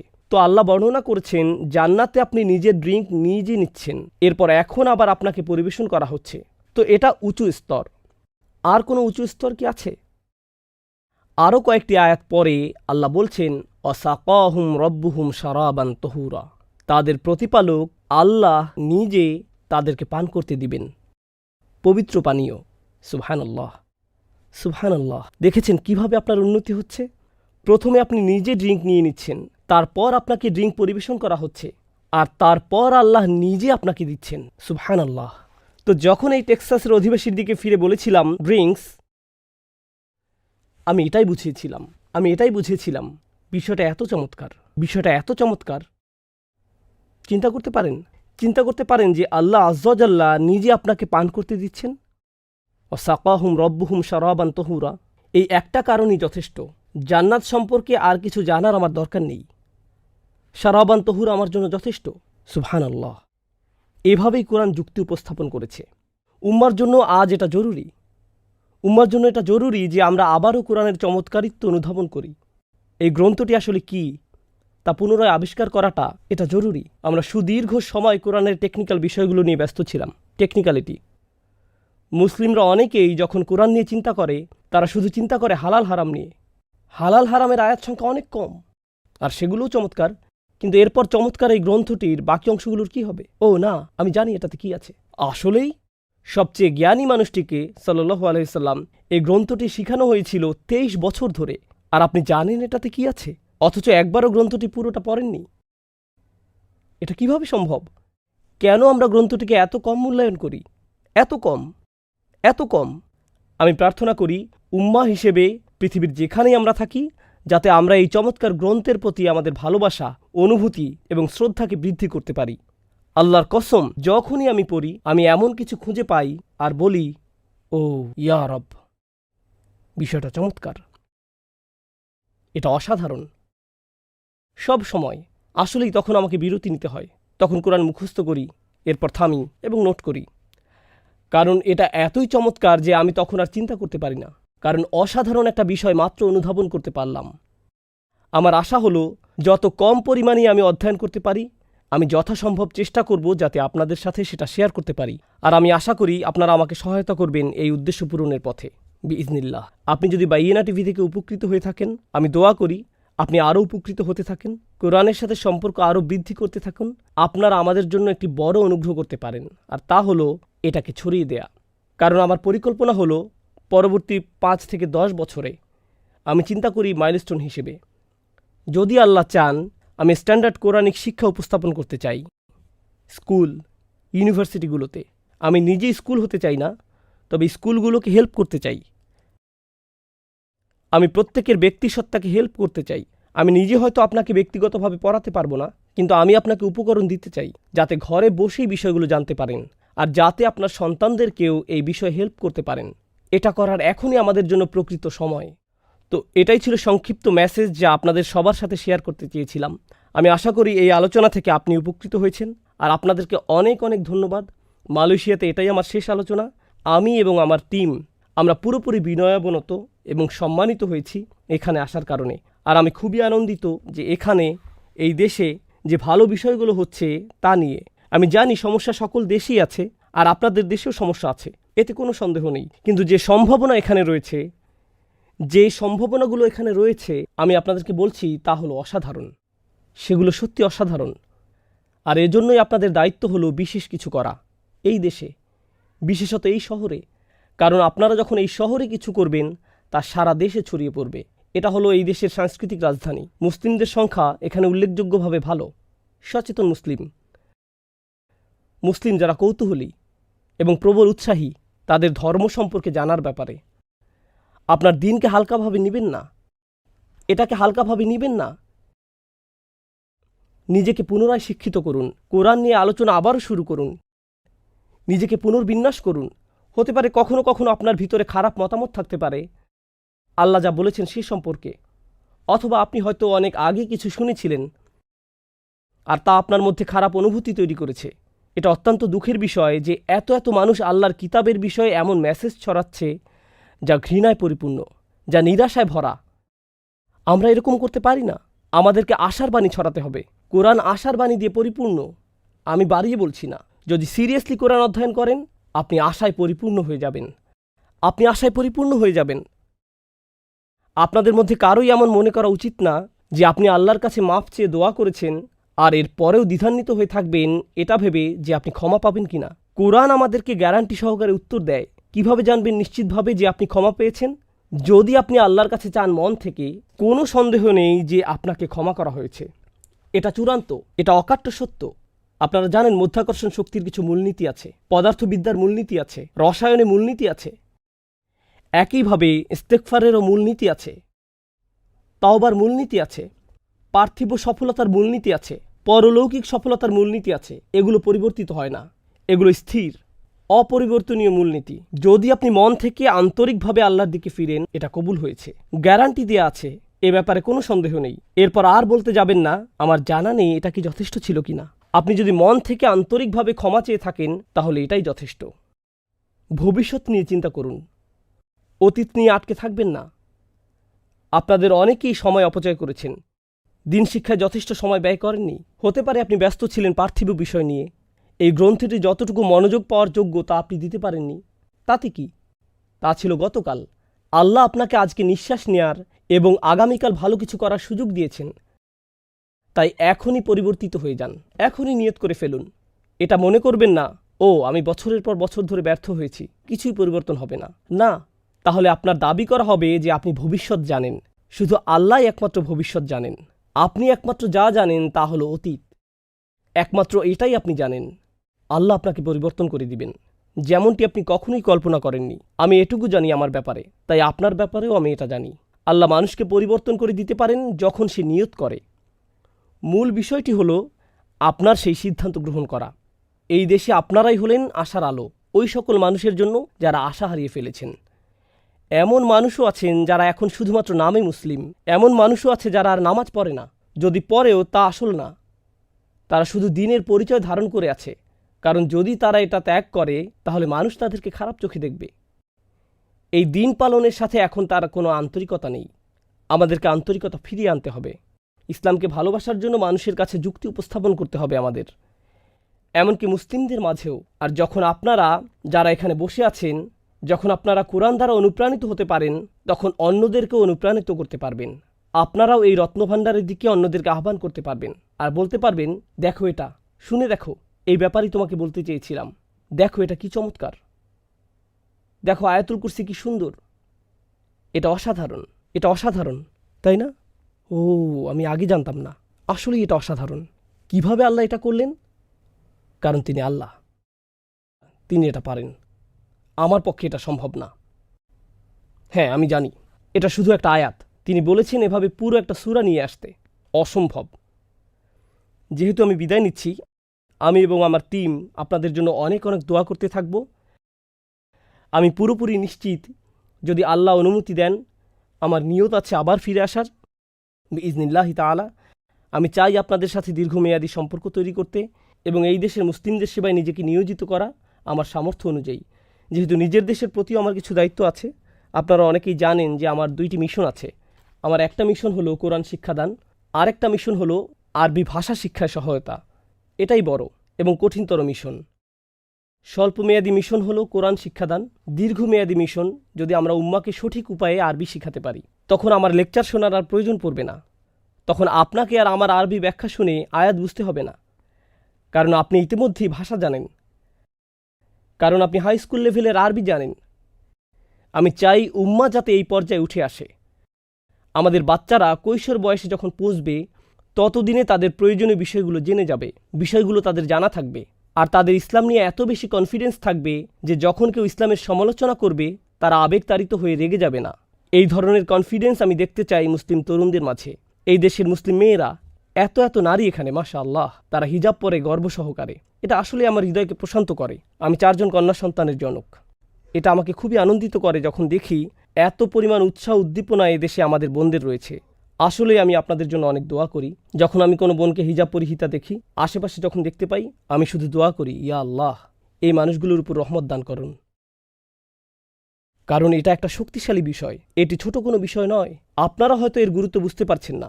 গোটা বিশ্বই ধর্ম থেকে দূরে সরে যাচ্ছে, ধর্ম থেকে দূরে সরে যাচ্ছে। ইসলাম সহ সকল ধর্ম থেকেই আপনাদেরকে লেগে থাকতে হবে। আর শুধু লেগে থাকাই নয়, মানুষকে ফিরে আসার মতো যুক্তি উপস্থাপন করতে হবে। আর আমি কথাগুলো বারবার বলছি, কারণ আমি আপনাদের বোঝাতে পারবো না এই বিষয়গুলো আমার কাছে কতটা গুরুত্বপূর্ণ। আসলেই অনেক গুরুত্বপূর্ণ। তো আপনাদেরকে বিদায় জানাচ্ছি অনেক অনেক দোয়া সহ। আর আশা করছি আমিও বিদায় নিব আপনাদের সবার দোয়া সাথে নিয়ে, আমাদের জন্য, আমাদের টিমের জন্য, আমাদের সকল ছাত্রের জন্য যারা শিখে যাচ্ছে তাদের সামর্থ্য অনুযায়ী, সেই সকল ছাত্রের জন্য যারা এই দিন শিখছে যে কোনো স্থানে, যে কোনো অবস্থায়, তারা আমার অধীনে হোক অথবা অন্য শাইখদের সাথে। আমরা দোয়া করি যাতে আল্লাহ এই উম্মার জন্য নেতৃত্ব তৈরি করেন, যাদেরকে অনুসরণ করা যাবে, যারা মানুষের প্রতি আন্তরিক, যারা মুক্ত চিন্তার অধিকারী, যারা চিন্তাশীল, যারা সংকীর্ণ মানসিকতার অধিকারী নয়, যারা বক্তব্য উপস্থাপন করবে উম্মাকে এক হওয়ার জন্য, বিভক্ত হওয়ার জন্য নয়। এটাই আমাদের আশা আমাদের উম্মার জন্য। তো এই সকল বিষয়ে দোয়া করতে করতে আপনাদের কাছ থেকে বিদায় জানাচ্ছি। বারাকাল্লাহু লি ওয়া লাকুম। আসসালামু আলাইকুম ওয়া রাহমাতুল্লাহি ওয়া বারাকাতুহু।